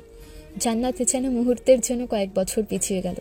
কফি আসার পর ফাহিম আনমনে বলল, মনে আছে তুমি দেরি করে আসতে আর আমি একা বসে তোমার জন্য অপেক্ষা করতাম। জান্নাত হেসে ফেলল। আর তুমি আমার কফিটা অর্ডার করে রাখতে, তাই না? তাদের মধ্যে পুরনো দিনের সেই সহজ সাবলীল কথোপকথন আবার শুরু হলো। জান্নাত যেন ভুলেই গেল তাদের মধ্যে কোনো একটা বিষয়ে মনোমালিন্য চলছিল। ক্যাম্পাসে মজার ঘটনা, বন্ধুদের নিয়ে ঠাট্টা, সবকিছু যেন জীবন্ত হয়ে উঠল তাদের আলোচনায়। ফাহিম খুব মনোযোগ দিয়ে জান্নাতের কথা শুনছিল, তার চোখে গভীর মুগ্ধতা। হঠাৎ ফাহিম পকেট থেকে একটা ছোট পুরনো ডায়েরি বের করলো। এটা দেখো। সে জান্নাতের দিকে ডায়েরিটা এগিয়ে দিল। জান্নাত ডায়েরিটা হাতে নিয়ে অবাক হয়ে গেল। এটা সেই ডায়েরি যেটা সে ক্যাম্পাসে হারিয়ে ফেলেছিল, আর তাতে তাদের দুজনের অনেক স্মৃতি লেখা ছিল। জান্নাত বিস্মিত কণ্ঠে বলল, তুমি এটা কোথায় পেলে? ফাহিম মৃদু হেসে বলল, তুমি যখন এটা হারাও তখন আমি কুড়িয়ে পেয়েছিলাম, ভাবিনি কোনোদিন এটা তোমাকে ফেরত দিতে পারবো। ডায়েরির পাতা উল্টাতে উল্টাতে জান্নাতের চোখে জল এসে গেল। তাদের প্রথম দেখা, প্রথম কথা, একসাথে কাটানো বিশেষ দিনগুলোর ছোট ছোট নোট, সবকিছু সেখানে লেখা ছিল। পুরনো দিনের সেই নিষ্পাপ ভালোবাসার ছোঁয়া যেন আবার তার হৃদয় ছুঁয়ে গেল। ফাহিম, জান্নাত আবেগাপ্লুত কণ্ঠে বলল, তুমি তুমি এতদিন এটা রেখে দিয়েছিলে? হ্যাঁ, আমাদের স্মৃতিগুলো আমার কাছে অমূল্য ছিল জান্নাত। কখনো মনে হয়নি সেগুলো ফেলে দেওয়া উচিত। আমি আমাদের সম্পর্কের সবকটা পাতাকে অনেক যত্নে আগলে রেখেছি। কফি শপের শান্ত পরিবেশে পুরনো ডায়েরির পাতা তাদের দুজনের মধ্যে এক নতুন সংযোগ স্থাপন করলো। বহু বছর আগের হারিয়ে যাওয়া সেই সরল সুন্দর মুহূর্তগুলো যেন আবার তাদের কাছাকাছি নিয়ে এলো। জান্নাতের চোখে কৃতজ্ঞতা এবং মুগ্ধতার এক গভীর আলো দেখতে পেল ফাহিম। এই নীরব মুহূর্তটি যেন তাদের পুরনো ভালোবাসার নীরব সাক্ষী হয়ে রইল, যা নিঃসন্দেহে আমাদের শ্রোতাদের মন ছুঁয়ে যাবে। কফি শপের সেই সন্ধ্যায় পুরনো ডায়েরির পাতা যেন জান্নাতের হৃদয়ে এক নতুন আলোড়ন সৃষ্টি করল। ফাহিমের প্রতি তার ভেতরের চাপা দুর্বলতা ক্রমশ স্পষ্ট হয়ে উঠছিল। সে পুরনো দিনের ভালোবাসার রেশ এখনও কোথাও যেন লুকিয়েছিল, যা আজ আবার মাথাচাড়া দিয়ে উঠছিল। কিন্তু একই সাথে তাদের বর্তমান পরিস্থিতি, তাদের পেশাগত অবস্থান, সবকিছু তাকে দ্বিধায় ফেলে দিচ্ছিল। হঠাৎ যেন এক অজানা অস্থিরতায় জান্নাতের মন ভরে গেল। কোনো কথা না বলে সে দ্রুত চেয়ার ছেড়ে উঠে দাঁড়ালো। আমার আমার এখন যেতে হবে। তাড়াহুড়ো করে বলল জান্নাত, তার চোখে এক ধরনের অস্থিরতা। ফাহিম অবাক হয়ে তার দিকে তাকালো। কিন্তু কি হয়েছে, সব ঠিক আছে তো? হ্যাঁ, সব ঠিক আছে। আসলে একটা জরুরি কাজ মনে পড়েছে। কথাগুলো বলেই জান্নাত প্রায় দৌড়ে কফি শপ থেকে বেরিয়ে গেল। ফাহিম কিছুক্ষণ বসে রইল, জান্নাতের এমন অপ্রত্যাশিত আচরণে হতবাক। সে বুঝতে পারছিল পুরনো স্মৃতিগুলো যেন জান্নাতকে আলোড়িত করেছে, কিন্তু কোনো এক অজানা কারণে সে তা এড়িয়ে যেতে চাইছে। এরপর ফাহিম অনেক চেষ্টা করেছে জান্নাতের সাথে আবার দেখা করার জন্য, কথা বলার জন্য। মেসেজ পাঠিয়েছে, ফোন করেছে, কিন্তু জান্নাত কোনোটারই উত্তর দেয়নি। অফিসের প্রয়োজনে দু একবার সামান্য কথা হলেও ব্যক্তিগত স্তরে সে ফাহিমের সাথে কোনো রকম যোগাযোগ রাখতে চায়নি। কিন্তু ফাহিমও সহজে হাল ছাড়ার পাত্র নয়। সে জানতো তাদের মধ্যে যা কিছু ছিল তা এত সহজে শেষ হয়ে যেতে পারে না। তাই সে একরকম জেদ ধরে জান্নাতের সাথে দেখা করার জন্য উঠে পড়ে লাগলো। একদিন ফাহিম সরাসরি জান্নাতের অফিস লাইনে ফোন করলো। জান্নাত রিসিভ করলো। Hello hello, who is this? আমি ফাহিম। জান্নাত, তুমি এখানে কি করছো ফাহিম? আমি তো তোমাকে বলেছি এখন আমার ব্যক্তিগত কোনো কথা বলার সময় নেই। ফাহিম অস্থির কণ্ঠে বলল, কিন্তু কেন জান্নাত, তুমি এভাবে আমাকে এড়িয়ে যাচ্ছ কেন? আমাদের মধ্যে যা কিছু ছিল তার কি কোনো মূল্য নেই তোমার কাছে? আমরা তো সব কিছু আবার ঠিক করে নিচ্ছিলাম, তুমি কেন বারবার সব কিছু বিগড়ে দাও? তোমার কাছে কি আমার কোনো মূল্য নেই? জান্নাত নিজের দৃষ্টি অন্যদিকে ফিরিয়ে বলল, মূল্য ছিল, কিন্তু সময় সব কিছু বদলে দেয়। এখন আমাদের দুজনের পথ আলাদা। আমি এটা মানতে পারছি না জান্নাত। ফাহিম বলল একরকম আকুতি নিয়ে। তুমি কি সত্যি চাও আমাদের সব স্মৃতি এভাবে শেষ হয়ে যাক? সেই ক্যাম্পাসের দিনগুলো, আমাদের প্রথম দেখা, একসাথে দেখা স্বপ্নগুলো সব তুমি ভুলে যেতে চাও? জান্নাত চুপ করে রইল। তার চোখে এক মুহূর্তের জন্য দুর্বলতা দেখা গেল, কিন্তু পরক্ষণেই সে নিজেকে সামলে নিল। ফাহিম, বোঝো, এখন আমার অনেক দায়িত্ব। আমার একটা কোম্পানি সামলাতে হয়। ব্যক্তিগত সম্পর্কের জন্য আমার কাছে সময় নেই। ফাহিম এবার কিছুটা অভিমান করে বলল, সময় নেই নাকি তুমি দিতে চাও না? একবার আমার সাথে দেখা করো জান্নাত, অন্তত একবার আমার কথা শোনো। যদি এরপরও তুমি মনে করো আমাদের আর কিছু বলার নেই, তাহলে আমি আর কখনো তোমাকে বিরক্ত করব না। ফাহিমের এই আবেগপূর্ণ কথাগুলো যেন জান্নাতের হৃদয়ের গভীরে গিয়ে আঘাত করলো। ভেতরে ভেতরে সেও ফাহিমের সাথে দেখা করার আকাঙ্ক্ষা পোষণ করত। সে পুরনো দিনের টান সে কিছুতে অস্বীকার করতে পারছিল না। ফাহিমের চোখের ডিসপারেশন, তার আন্তরিক অনুরোধ, এসব যেন তার ভেতরের বাঁধ ভেঙে দিচ্ছিল। দীর্ঘক্ষণ নীরব থাকার পর অবশেষে জান্নাত বলল, ঠিক আছে, কিন্তু শুধু একবার, আর এটা যেন আমাদের অফিসের বাহিরেই হয়। ফাহিমের মুখে এক ঝলকের হাসি ফুটে উঠল। সত্যি বলছো তুমি? জান্নাত নীরব সম্মতি জানালো। ফাহিম বলল, কবে আর কোথায় দেখা করবে তুমি বলো। ফাহিমের মন আনন্দে ভরে উঠল। অবশেষে বরফ গলতে শুরু করেছে। জান্নাত কিছুক্ষণ ইতস্তত করে বলল, কাল সন্ধ্যায় পার্কের ধারে। ঠিক আছে। তাদের এই কথোপকথন যেন এক নতুন দিগন্তের সূচনা করলো। ফাহিমের ইমোশনাল ব্ল্যাকমেইল কাজ করেছে, তবে তার চেয়েও বেশি কাজ করেছে জান্নাতের হৃদয়ের গভীরে লুকিয়ে থাকা সে পুরনো ভালোবাসা। কাল সন্ধ্যায় সেই পার্কে কী হবে তা সময়ই বলবে, কিন্তু আপাতত দুজনের মনেই এক চাপা উত্তেজনা বিরাজ করছে। লন্ডনের আকাশ কখনো মেঘলা, কখনো ঝলমলে। ফাহিম আর জান্নাতের দেখা হওয়ার দিনগুলোতেও যেন প্রকৃতির এই দ্বিধাগ্রস্ত ভাব তাদের মনের অবস্থাকে প্রতিফলিত করত। তারা শহরের আনাচে কানাচে ঘুরে বেড়াতো। ন্যাশনাল গ্যালারির শিল্পকর্ম থেকে শুরু করে হাইড পার্কের সবুজ ঘাস, পোর্টোবেলো রোডের পুরনো দিনের বাজার থেকে শুরু করে শার্ডের চূড়া, যেন এই শহরের প্রতিটি কোনায় তারা তাদের ফেলে আসার সময়ের কোনো না কোনো স্মৃতি খুঁজে ফিরত। একদিন তারা টেমস নদীর তীরে একটা বেঞ্চে বসেছিল। নদীর বুকে ছোট ছোট নৌকার আনাগোনা, দূরের লন্ডন আইয়ের বিশাল চাকা ধীরে ধীরে ঘুরছে। অনেকক্ষণ ধরে তারা নীরব ছিল, যেন তাদের ভেতরের কথাগুলো বলার জন্য সঠিক মুহূর্তের অপেক্ষা করছিল। অবশেষে ফাহিম নীরবতা ভাঙল। তার দৃষ্টি নদীর স্রোতের দিকে নিবদ্ধ। জান্নাত, মনে আছে আমরা যখন প্রথম লন্ডন এসেছিলাম একটা স্টুডেন্ট ট্যুরে? তুমি কত খুশি ছিলে এই শহরটা দেখে। জান্নাত মৃদু হাসল।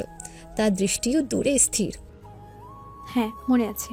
আমরা দুজন কত স্বপ্ন দেখেছিলাম, তাই না? সেই স্বপ্নগুলো কি মিথ্যা ছিল? ফাহিমের কণ্ঠে এক গভীর জিজ্ঞাসা। জান্নাত দীর্ঘশ্বাস ফেলল। স্বপ্ন দেখা সহজ ফাহিম, কিন্তু সেগুলোকে সত্যি করা কঠিন। কিন্তু আমরা তো চেষ্টা করতে পারতাম। ফাহিম জোর দিয়ে বলল। তার চোখ জান্নাতের দিকে ফিরল। একটা ভুলের জন্য আমরা কি সব শেষ করে দেব? জান্নাত ফাহিমের চোখের দিকে তাকালো। সেখানে এসে সেই পুরনো দিনের ব্যাকুলতা দেখতে পেল। ভুল তো শুধু একটা ছিল না ফাহিম, অনেকগুলো ছিল, আর সেই ভুলগুলো আমাদের অনেক দূরে সরিয়ে দিয়েছে। কিন্তু দূরত্ব তো ভালোবাসার চেয়েও বড় নয়, তাই না? ফাহিম আবার বলল। তার কণ্ঠ মিনতির মতো শোনালো। জান্নাত কিছুক্ষণ চুপ করে রইল। তার মুখ কঠিন হয়ে গেল। ভালোবাসা বাস্তবতার ঊর্ধ্বে নয় ফাহিম, আমাদের দুজনের জীবনের বাস্তবতা এখন অনেক আলাদা। আরেকদিন তারা একটা কফি শপে বসেছিল। বাইরে ঝিরিঝিরি বৃষ্টি পড়ছিল। কফির ধোঁয়া আর হালকা জ্যাজের সুর এক মায়াবী পরিবেশ তৈরি করেছিল। ফাহিম আনমনে কফির কাপে চুমুক দিচ্ছিল, আর জান্নাত জানালার বাইরে বৃষ্টির ফোঁটা দেখছিল। এই বৃষ্টিটা মনে আছে একবার আমরা ক্যাম্পাসে বৃষ্টিতে ভিজেছিলাম? ফাহিম হঠাৎ বলল। তোমার জ্বর এসে গিয়েছিল আর আমি সারা রাত জেগে তোমার পাশে ছিলাম। জান্নাতের ঠোঁটের কোণে হালকা হাসি দেখা গেল। তুমি খুবই বোকা ছিলে, নিজেও তো ঠান্ডা লাগতে পারতো। ভালোবাসায় মানুষ বোকা হয় জান্নাত। ফাহিম সরাসরি তার চোখের দিকে তাকিয়ে বলল। জান্নাত সঙ্গে সঙ্গে তার দৃষ্টি সরিয়ে নিল। ওসব পুরনো কথা এখন আর কোনো মানেই রাখে না। মানে রাখে জান্নাত, কারণ সেই অনুভূতিগুলি এখনো আমার মধ্যে বেঁচে আছে। ফাহিমের কণ্ঠ দৃঢ়। হঠাৎ ফাহিম টেবিলে হাত রাখল, জান্নাতের হাতের খুব কাছে। জান্নাত প্রথমে চমকে উঠলেও হাত সরিয়ে নিল না। তাদের চোখাচোখি হলো। সেই মুহূর্তে কফি শপের মৃদু আলোয় তাদের দুজনের মুখই যেন এক অন্যরকম আবেগ ধারণ করলো। জান্নাত, ফাহিম নরম স্বরে ডাকল। আমি জানি আমি অনেক ভুল করেছি, কিন্তু বিশ্বাস করো আমি আমার ভুল বুঝতে পেরেছি। আমি তোমাকে হারাতে চাই না। জান্নাত তার হাত সরিয়ে নিল। তার চোখে এক ধরনের যন্ত্রণা। ফাহিম প্লিজ, তুমি আমাকে আরও কঠিন পরিস্থিতিতে ফেলো না। আমাদের যা ছিল তা অতীত, সেই অতীতে ফিরে যাওয়ার কোনো মানেই নেই। কেন? কেন নেই? ফাহিমের কণ্ঠ ব্যথায় ভরে উঠল। আমাদের কি সত্যি আর কোনো সুযোগ নেই? তাদের মধ্যে প্রায় এমন আবেগপূর্ণ কথা হতো। পুরনো দিনের মধুর স্মৃতিগুলো যেমন তাদের কাছাকাছি আনত, তেমনই তিক্ত অভিজ্ঞতাগুলো তাদের দূরে ঠেলে দিত। তারা দুজনে একে অপরের প্রতি এক গভীর টান অনুভব করত, কিন্তু সেই টানের সাথে মিশে থাকতো অবিশ্বাস আর ভয়। একদিন ফাহিম জান্নাতকে লন্ডনের কিউ গার্ডেন্সে নিয়ে গেল। বিশাল সেই বাগান, নানান ধরনের গাছপালার ফুলের সমারোহ। ফাহিম একটা সুন্দর গোলাপ হাতে নিয়ে জান্নাতের দিকে এগিয়ে গেল। এই গল্পটা তোমার মতো সুন্দর আর দুর্বল। ফাহিম আবেগ মেশানো কণ্ঠে বলল। জান্নাত গোলাপটা নিল, কিন্তু তার চোখে বিষাদের ছায়া। সুন্দর জিনিসগুলো একসময় মলিন হয়ে যায় ফাহিম। সময়ের নিয়মে সব কিছু বদলায়। কিন্তু কিছু অনুভূতি কখনো মলিন হয় না জান্নাত। ফাহিম বলল। আমার ভালোবাসা তোমার জন্য তেমনই। তাদের কিছু রোমান্টিক মুহূর্তও তৈরি হতো। হয়তো কোনো সন্ধ্যায় তারা একসাথে টেমস নদীর ধারে হেঁটেছে, নীরবতা ভেঙে ফাহিম কোনো পুরনো দিনের গান গেয়েছে, অথবা কোনো ছাদের রেস্তোরাঁয় মুখোমুখি বসে তারা গভীর আলোচনা করেছে তাদের স্বপ্ন নিয়ে, তাদের ভবিষ্যৎ নিয়ে, যদিও সেই ভবিষ্যতের ছবিতে তারা দুজনে একসাথে ছিল না। সেই সময়গুলোতেও তারা একে অপরের খুব কাছাকাছি আসতো। মনে হতো যেন সব দূরত্ব ঘুচে গেছে, কিন্তু পরক্ষণেই সেই পুরনো তিক্ততা, সেই ফেলে আসা আঘাত, সব কিছু যেন তাদের স্পর্শকে শীতল করে দিত, তাদের মুখের হাসি কেড়ে নিত। এক সন্ধ্যায় ফাহিম জান্নাতকে একটা পুরনো ভিনাইল রেকর্ড উপহার দিল, তাদের ক্যাম্পাসের সময়ের একটা প্রিয় গান। জান্নাত রেকর্ডটি হাতে নিয়ে কিছুক্ষণ নীরবে বসে রইল। তার চোখে জল চিকচিক করছে। ধন্যবাদ ফাহিম। তার কণ্ঠ রুদ্ধ। কিন্তু এই স্মৃতিগুলো, এগুলো আমাকে কষ্ট দেয়। ফাহিম ব্যাকুলভাবে বলল। আমি তোমাকে কষ্ট দিতে চাই না জান্নাত, আমি শুধু তোমাকে বোঝাতে চাই আমাদের মধ্যে যা ছিল তা এত সহজে শেষ হওয়ার নয়। তাদের এই অসমাপ্ত সম্পর্কের টানাপোড়েন লন্ডনের সুন্দর প্রেক্ষাপটে এক বিষণ্ণ সুর সৃষ্টি করেছিল। ভালোবাসা আর অভিমান, কাছে আসার তীব্র আকাঙ্ক্ষা আর দূরে থাকার অদম্য চেষ্টা, এই দুয়ের মাঝে তারা যেন পথ খুঁজে ফিরছিল। তাদের দুর্বলতা ক্রমশ স্পষ্ট হচ্ছিল, কিন্তু পুরনো তিক্ততার পাহাড় ডিঙানো কি এতই সহজ? সময় হয়তো এর উত্তর দেবে। লন্ডনের বসন্তকাল, শহরের পার্কে নতুন পাতার ফুলের আগমন যেন ফাহিম আর জান্নাতের সম্পর্কের এক নতুন সম্ভাবনার ইঙ্গিত দিচ্ছিল। ধীরে ধীরে জান্নাত আবার ফাহিমের প্রতি দুর্বল হতে শুরু করে। সে পুরনো দিনের ভালোবাসার উষ্ণতা তার হৃদয়ে আবারও অনুভূত হচ্ছিল। ফাহিমের আন্তরিক প্রচেষ্টা, তার ধৈর্য এবং তাদের দুজনের শেয়ার্ড স্মৃতি সব মিলিয়ে জান্নাতের কঠিন হৃদয় যেন একটু একটু করে গলতে শুরু করছিল। তবে পুরনো অভিমান এখনও তার মনে একটা শক্ত প্রাচীরের মতো দাঁড়িয়েছিল। বাড়ি থেকে সে রাগ আর উদাসীনতা দেখানোর চেষ্টা করত, কিন্তু তার চোখের গভীরে ফাহিমের জন্য এক অব্যক্ত দুর্বলতা স্পষ্ট হয়ে উঠত। তাদের কথোপকথনে প্রায় সে লুকানো আবেগ আর চাপা অভিমানের খেলা চলত। একদিন তারা লন্ডনের একটা শান্ত লেকের ধারে বসেছিল। হাসিরা জলে ভেসে বেড়াচ্ছিল, আর তাদের চারপাশের প্রকৃতি এক মনোরম শান্ত পরিবেশ সৃষ্টি করছিল। ফাহিম আলতো করে জান্নাতের দিকে তাকিয়ে বলল। জান্নাত, তুমি কি সত্যি মনে করো আমাদের আর কোনো সুযোগ নেই? জান্নাত দূরের দিকে তাকিয়ে রইল, যেন তার ভেতরের ঝড় বাইরে প্রকাশ করতে চাইছে না। ফাহিম, তুমি বুঝতে পারছো না, যা ভেঙে গেছে তার জোড়া লাগানো যায় না। তার কণ্ঠে একটা চাপা কষ্ট। ফাহিম নরম স্বরে বলল। কিন্তু কিছু ভাঙা জিনিস তো আরো সুন্দর হয় জান্নাত, আমাদের মধ্যকার দাগগুলো পুরোনো দিনের সাক্ষ্য দেয়। জান্নাত কিছুক্ষণ চুপ করে রইল, তারপর মুখ না ফিরিয়ে বলল। তোমার মনে হয় সবকিছু এত সহজ? সহজ তো কিছুই না জান্নাত, কিন্তু অসম্ভব তো নয় যদি আমরা দুজনে চেষ্টা করি। চেষ্টা তো তুমি একাই করছো। কি করব? তুমি করছো না যে? আমি যদি হাল ছেড়ে দেই তাহলে কি করে হবে? জান্নাত হঠাৎ ঘুরে ফাহিমের দিকে তাকালো, তার চোখে এক ঝলক রাগ। আমি তো তোমাকে বারবার বলেছি, আমার এখন অন্য জীবন, আমার দায়িত্ব আছে, আমার ভবিষ্যৎ আছে। আর সেই ভবিষ্যতে কি আমার কোনো স্থান নেই জান্নাত? ফাহিমের কণ্ঠে গভীর হতাশা। জান্নাত আবার দৃষ্টি সরিয়ে নিয়ে বলল। আমি জানি না ফাহিম, সত্যি আমি জানি না। তার কণ্ঠস্বর আগের চেয়ে নরম শোনালো। আরেকদিন ফাহিম জান্নাতকে একটা পুরনো বই উপহার দিল। তাদের কলেজে লাইব্রেরিতে তারা একসাথে যে বইটি পড়েছিল, বইটা হাতে নিয়ে জান্নাতের চোখে এক মুহূর্তের জন্য উজ্জ্বলতা দেখা গেল, কিন্তু পরক্ষণেই সে উজ্জ্বল মিলিয়ে গেল। ধন্যবাদ, কিন্তু পুরনো স্মৃতি আঁকড়ে ধরে তো বাঁচা যায় না। শুকনো স্বরে বলল জান্নাত। কে বলেছে আঁকড়ে ধরে বাঁচতে? আমি তো বলেছি সেই স্মৃতিগুলোকে সাথে নিয়ে নতুন করে শুরু করতে। জান্নাত বিদ্রুপের হাসি হেসে বলল। নতুন করে শুরু? কিসের ভিত্তিতে আমরা নতুন করে শুরু করব ফাহিম? সেই পুরনো মিথ্যে আর ভুল বুঝাবুঝির উপর? একবার যে বিশ্বাসটা ভেঙে গেছে সেটা কি আর কোনোদিন জোড়া লাগবে? আগের মতো না হোক, নতুন করে তো শুরু করতে পারি। পরিস্থিতি আমাদের আলাদা করে দিয়েছিল, কিন্তু আমাদের ভেতরের অনুভূতিগুলি তো সত্যি ছিল। আমাদের অনুভূতিগুলো তো এখনো মরে যায়নি। তাদের কথোপকথনে প্রায় এমন তিক্ততা আর নরম সুর মিশে থাকতো। জান্নাত বাইরে থেকে রাগ দেখালেও ফাহিমের আন্তরিকতা আর ভালোবাসার কাছে সে যেন ধীরে ধীরে দুর্বল হয়ে পড়ছিল। তার চোখের তীক্ষ্ণ দৃষ্টির আড়ালে এক গভীর বেদনা লুকিয়ে থাকত, যা ফাহিমের স্পর্শে মাঝে মাঝে কেঁপে উঠত। এক সন্ধ্যায় ফাহিম জান্নাতের অফিসের বাইরে অপেক্ষা করছিল। যখন জান্নাত বের হলো তখন তার মুখ দেখে মনে হচ্ছিল সে ক্লান্ত এবং চিন্তিত। ফাহিম এগিয়ে এসে বলল, জান্নাত, তুমি কি ঠিক আছো? তোমাকে খুব চিন্তিত দেখাচ্ছে। জান্নাত প্রথমে উপেক্ষা করার চেষ্টা করলো, কিন্তু ফাহিমের আন্তরিক উদ্বেগ দেখে সে থামতে বাধ্য হলো। অফিসের কিছু ঝামেলা ছিল। চলো কোথাও বসে একটু কফি খাই, হয়তো একটু হালকা হবে মন। জান্নাত কিছুক্ষণ ইতস্তত করে রাজি হলো। কফি শপে বসে তারা কিছুক্ষণ নীরব ছিল। তারপর ফাহিম আলতো করে জান্নাতের হাত ধরল।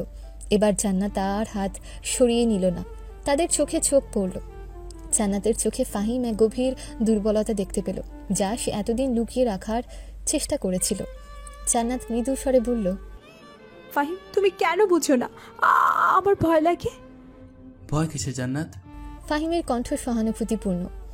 আবার যদি সব ভেঙে যায়, আবার যদি সেই কষ্ট পেতে হয়, তখন আমি কি করে নিজেকে সামলাবো? আদৌ নিজেকে সামলাতে পারবো না। জান্নাতের চোখে জল চিকচিক করছিল। ফাহিম তার হাত আরও শক্ত করে ধরল। আমি আর তোমাকে কষ্ট পেতে দিব না জান্নাত, বিশ্বাস করো আমাকে, আমরা আবার সব ঠিক করতে পারবো। জান্নাত ফাহিমের দিকে তাকিয়ে রইল। তার চোখে অবিশ্বাস আর একরাশ চাপা আকাঙ্ক্ষা। তার বাইরের রাগ ক্রমশ শান্ত হচ্ছিল, আর ভেতরের দুর্বলতা যেন বাঁধ ভাঙার অপেক্ষায় ছিল। ফাহিমের স্পর্শে তার আন্তরিক কথায় জান্নাতের অভিমানের বরফ গলতে শুরু করেছিল।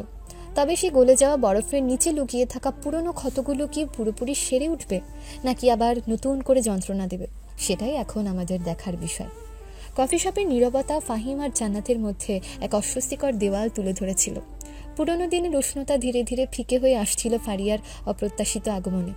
ফাহিম সবেমাত্র জান্নাতের চোখে হারানো বিশ্বাস ফিরে পাওয়ার ক্ষীণ আশা দেখছিল, ঠিক তখনই যেন কালবৈশাখীর ঝড় আছড়ে পড়ল।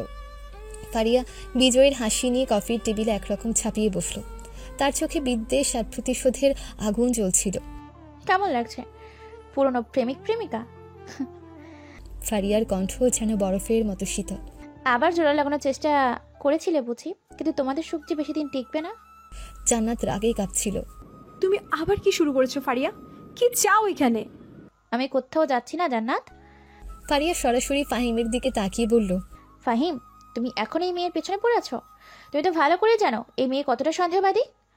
সন্দেহবাদী মেয়েদের নিয়ে কখনোই সংসার হয় নাকি খেয়ে ছেড়ে দেওয়ার ধান্দা তোমার? ফাহিম রাগে ধমক দিয়ে বলল। মুখ সামলে কথা বলো ফারিয়া। ফারিয়া একটা বিদঘুটে হাসি দিয়ে বলল, আরে আরে, এত রাগ করছো কেন? আমি কি মিথ্যে বললাম কিছু? ফাহিম অসহায়ভাবে জান্নাতের দিকে তাকালো। সে বুঝতে পারছিল ফারিয়া আজ তাদের সম্পর্কের শেষ পেরেকটি পুঁততে এসেছে। তুমি আমাদের থেকে আর কি চাও ফারিয়া? ফাহিমের কণ্ঠরুদ্ধ। ফারিয়া অট্ট হাসিতে ফেটে পড়ল, বলল, আমি কি বলতে চাই সেটা তুমি বুঝতেই পারছো। আমি সেই রাতের কথা বলছি ফাহিম, সেই রাতের কথা যেদিন তুমি আমার বাড়িতে এসেছিলে বিপদ শুনে। ফাহিমের মুখ মুহূর্তেই সাদা হয়ে গেল। তার চোখের পাতা ভয়ে কাঁপতে শুরু করলো। মনে আছে তোমার ফাহিম? আমি তোমার ফোন করে মিথ্যে বলেছিলাম তোমার জীবন বিপন্ন, আর তুমি ছুটে এসেছিলে আমাকে সাহায্য করতে। ফারিয়ার কণ্ঠ ক্রমশ নাটকীয় হয়ে উঠছিল। তার চোখ জান্নাতের দিকে স্থির হলো। আর তুমি জান্নাত, তোমাকে ফোন করে বলেছিলাম ফাহিমের আসল রূপ দেখতে চাইলে এটা বিশেষ ঠিকানায় যেতে, আর তুমি এটাই সন্দেহের প্রমাণ ছিল যে একজন অচেনা মানুষের ফোন কল পেয়ে সেখানে থেকে এসেছিলে। জান্নাতের শ্বাস বন্ধ হয়ে আসছিল। তার মনে সেই রাতের দুঃসহ স্মৃতিগুলো আবার ভিড় করতে শুরু করলো। ফারিয়ার কণ্ঠে যেন বিষ মেশানো। সেখানে কি দেখেছিলে তুমি জান্নাত? দেখেছিলে ফাহিম কিভাবে আমার সাথে ঘনিষ্ঠ হবার চেষ্টা করেছে, তাই না? দেখেছো কিভাবে সে আমাকে ধর্ষণ করার চেষ্টা করেছিল। ভুল দেখেছো। সবসময় যা দেখো, যা দেখা যায় আর যা হয় তা দেখা যায় না। তোমাদের ক্ষেত্রেও হয়েছে ঠিক তেমনটাই। ফারিয়ার প্রতিটি শব্দ যেন জান্নাতের হৃদয়ে ছুরির মতো বিঁধছিল। তার চোখের সামনে সেই বিভীষিকাময় দৃশ্য আবার ভেসে উঠল। জান্নাত কাঁপার স্বরে বলল, তুমি তুমি মিথ্যে বলছো? ফারিয়া ব্যঙ্গ করে হাসল। মিথ্যে? আরে না না, মিথ্যে বলবো কেন? আমি তো প্রতিশোধ নিতে চেয়েছিলাম ফাহিমের থেকে। তবে সেদিন রাতে যা ঘটেছিল তার সাক্ষী তো তুমি নিজেই জান্নাত। তুমি নিজের চোখেই তো সবই দেখেছ। ফাহিম পাথরের মতো শক্ত হয়ে দাঁড়িয়ে রইল।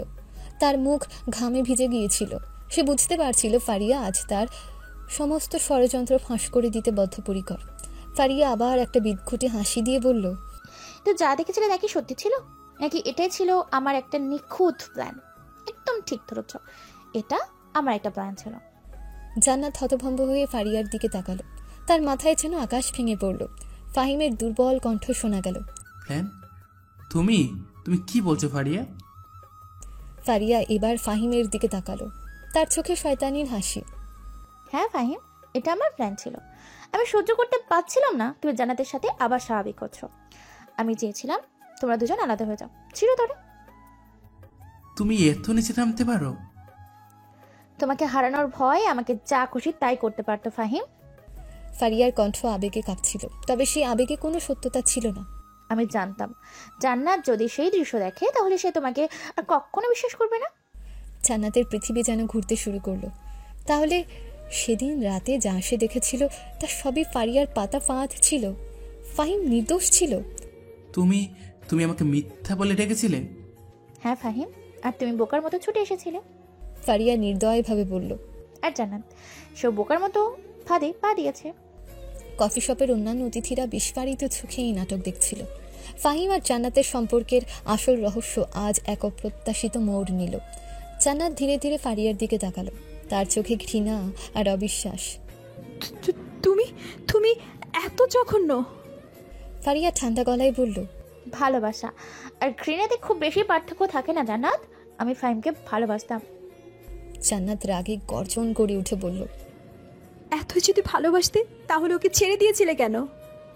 ফারিয়া কিছুক্ষণ চুপ থেকে বলল, ছেড়ে দেওয়ার পরেই তো বুঝলাম ফাহিমের ভালোবাসা। ফাহিম যখন আমার কাছ থেকে দূরে সরে যায় তখন আমি বুঝতে পারলাম আমার জীবনে কতটা মূল্যবান ছিল। কিন্তু তার টাকা পয়সার কথা ভেবে নিজেকে ভুলিয়ে রেখেছিলাম। কিন্তু পরবর্তীতে যখন আমি জানতে পারলাম ফাহিম আসলে গরিব নয়, প্রচুর ধনী, তখন আমি ভেবেছিলাম ওর কাছে আবার নিজের ভালোবাসার অধিকার নিয়ে ফিরবো। কিন্তু ততদিনে তুমি ওর মনে ঘর করে নিয়েছিলে। আর তাই তোমাদের দুজনকে আলাদা করার জন্য আমার এই প্ল্যান সাজিয়েছিলাম। কিন্তু আফসোস আমি এখানেও ফেল হলাম। জান্নাত ধীরে ধীরে উঠে দাঁড়িয়ে বলল, তুমি জানো ফারিয়া, এটা তোমার একটা মানসিক রোগ। যত তাড়াতাড়ি সম্ভব ডাক্তার দেখাও। ফারিয়া হেসে বলল, যাই হোক, আমার উদ্দেশ্য সফল হয়েছে। আমি ফাহিমকে পাই বা না পাই, তোমাদের সম্পর্কের দুজনের মধ্যে ভাঙন ধরাতে সক্ষম হয়েছি। এটা তো মানবে নাকি? ফাহিম হতবাক হয়ে জান্নাত আর ফারিয়ার দিকে তাকাচ্ছিল। তার মনে তখন ঝড় বইছে। এতদিন ধরে সে একটা মিথ্যের বোঝা বয়ে বেরিয়েছে। আর জান্নাত, তার ভেতরের যন্ত্রণা ফাহিম অনুভব করতে পারছিল। ফাহিম অবশেষে বলল, তুমি ভুল করছো ফারিয়া। তোমার মিথ্যার ষড়যন্ত্র আমাদের আলাদা করতে পারবে না, বরং আজ আমরা তোমার আসল রূপ দেখতে পেলাম। জান্নাত ধীরে ধীরে ফাহিমের দিকে ফিরল। তার চোখে অনুশোচনার গভীর ছায়া। এতদিন ধরে সে ভুল বুঝেছে, অবিশ্বাস করেছে তার ভালোবাসাকে। তার ঠোঁট কাঁপছিল, কোনো কথা খুঁজে পাচ্ছিল না সে। Fahim, I am sorry. Fahim জান্নাতের দিকে এগিয়ে এলো। তার চোখে কোনো রাগ বা অভিযোগ ছিল না, ছিল শুধু গভীর বেদনা আর ভালোবাসা। আলতো করে সে জান্নাতের হাত ধরে শান্ত কণ্ঠে বলল, তুমি কেন সরি বলছো জান্নাত? তুমি তো ফারিয়ার মিথ্যার শিকার হয়েছিলে। ও যা দেখাতে চেয়েছিল তুমি তাই দেখেছো। জান্নাতের চোখ জলে ভরে উঠল। কান্না ভরা কণ্ঠে সে বলল, কিন্তু আমি তোমার কথা বিশ্বাস করিনি। আমি তোমার উপর রাগ করেছি, তোমাকে দূরে সরিয়ে দিয়েছি, অথচ তুমি নির্দোষ ছিলে। আমাদের দুজনের পরিস্থিতিটাই কঠিন ছিল জান্নাত। ফারিয়ার ষড়যন্ত্র এতটাই নিখুঁত ছিল যে সত্যিটা খুঁজে বের করা সহজ ছিল না। তাদের চোখের ভাষায় যেন অনেক না বলা কথা বিনিময় হলো।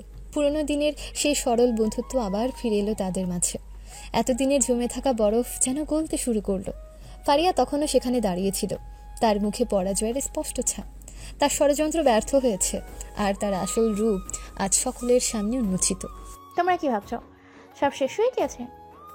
ফারিয়ার কণ্ঠ রাগে কাঁপছিল। আমি তোমাদের এত সহজে ছাড়বো না। ফাহিম দৃঢ় স্বরে বলল, তোমার আর কোনো ষড়যন্ত্র কাজে দেবে না ফারিয়া। আজ আমরা সত্যিটা জানতে পেরেছি, আর তোমাকে অনেক অনেক ধন্যবাদ। আজকে তুমি রূপী শয়তান যদি আমার জীবনে না থাকতো তাহলে আমাদের দুজনের মধ্যকার সম্পর্ক এতটা শক্তপোক্ত হতো না। ফারিয়া আর সেখানে দাঁড়ালো না। রাগে গড়গড় করতে করতে সে কফি শপ থেকে বেরিয়ে গেল। তার বিদায়ে যেন এক বিষাক্ত মেঘ সরিয়ে দিল। কফি শপের চাপা পরিবেশ কিছুটা হালকা হলো। ফাহিম তখনও জান্নাতের হাত ধরে দাঁড়িয়েছিল। তাদের চারপাশে সব কিছু শান্ত হয়ে এলেও তাদের দুজনের মনের ভেতরে তখনও এক নতুন আলোড়ন সবে সৃষ্টি হয়েছে। ফাহিম নরম স্বরে বলল, জান্নাত, আমাদের অনেক সময় নষ্ট হয়েছে, অনেক ভুল বোঝাবুঝি হয়েছে, কিন্তু এখন আমরা সত্যিটা জানি। জান্নাত ফাহিমের চোখের দিকে তাকালো। তার চোখে কৃতজ্ঞতা আর এক গভীর ভালোবাসা। হ্যাঁ ফাহিম, আর আমি বিশ্বাস করি আমরা আবার সব ঠিক করতে পারবো। তাদের মধ্যে উষ্ণতা ফিরে আসতে শুরু করলো। সেই পুরনো দিনের সেই স্নিগ্ধ অনুভূতি, একে অপরের প্রতি সেই অকৃত্রিম টান যেন আবার প্রাণ ফিরে পেল। তারা দুজনে কফি শপ থেকে বেরিয়ে এসে লন্ডনের রাতে রাস্তায় হাঁটতে শুরু করলো। নীরবতা ছিল, কিন্তু সেই নীরবতা ছিল ভালোবাসার, অনুশোচনার আর নতুন করে শুরু করার আশায় পরিপূর্ণ। হঠাৎ ফাহিম থামলো এবং জান্নাতের দিকে ঘুরে দাঁড়ালো। তার চোখে এক গভীর আবেগ। রাতের আলোয় জান্নাতের মুখ আরো মায়াবী লাগছিল। ফাহিম হালকা কাঁপা কণ্ঠে বলল, জান্নাত, আমাদের জীবনে অনেক জ্বর এসেছে, অনেক বাধা পেরোতে হয়েছে, কিন্তু প্রতিবারই আমরা কোনো না কোনোভাবে একে অপরের কাছে ফিরে এসেছি। জান্নাত অপলক দৃষ্টিতে ফাহিমের দিকে তাকিয়ে রইল। তার হৃদস্পন্দন দ্রুত হচ্ছিল। একটা গভীর সাহস পেলে ফাহিম আবার বলল, আর যখন সবটা সত্যি সামনে এলো, তখন আমি বুঝতে পারলাম তুমি আমার জীবনে কতটা গুরুত্বপূর্ণ। তোমায় ছাড়া আমার জীবনটা কত অর্থহীন। ফাহিম এক হাঁটুতে বসে পড়ল। তার হাতে কোনো আংটি ছিল না, কিন্তু তার চোখের আন্তরিকতাই ছিল সবচেয়ে মূল্যবান আংটি। জান্নাত, ফাহিম ডাকলো, তার কণ্ঠে ভালোবাসা আর ব্যাকুলতা মেশানো। তুমি কি আমার জীবন সঙ্গিনী হবে? আমার সাথে বাকিটা জীবন কাটাবে? লন্ডনের রাতে নীরবতা ভেঙে ফাহিমের এই অপ্রত্যাশিত প্রস্তাবে জান্নাত প্রথমে হতবাক হয়ে গেল। তার চোখে আনন্দের অশ্রু চিকচিক করতে শুরু করলো। এতদিনের প্রতীক্ষার পর, এত কষ্টের পর অবশেষে সেই মহেন্দ্র খান উপস্থিত। জান্নাত কেঁদে আবেগী কণ্ঠে বলল, হ্যাঁ ফাহিম, হ্যাঁ, আমি তোমার সাথে আমার বাকি জীবনটা কাটাতে চাই। ফাহিম উঠে দাঁড়িয়ে জান্নাতকে বুকে জড়িয়ে ধরল। তাদের চারপাশে রাতের লন্ডন যেন তাদের ভালোবাসার নীরব সাক্ষী হয়ে রইল। ফারিয়ার ষড়যন্ত্র ব্যর্থ হয়েছে, আর তাদের ভালোবাসা অবশেষে তার কাঙ্ক্ষিত পরিণতি খুঁজে পেল। পুরনো তিক্ততা আর ভুল বোঝাবুঝির মেঘ সরে গিয়ে তাদের জীবনে আবার ভালোবাসার উষ্ণ সূর্য উদিত হলো।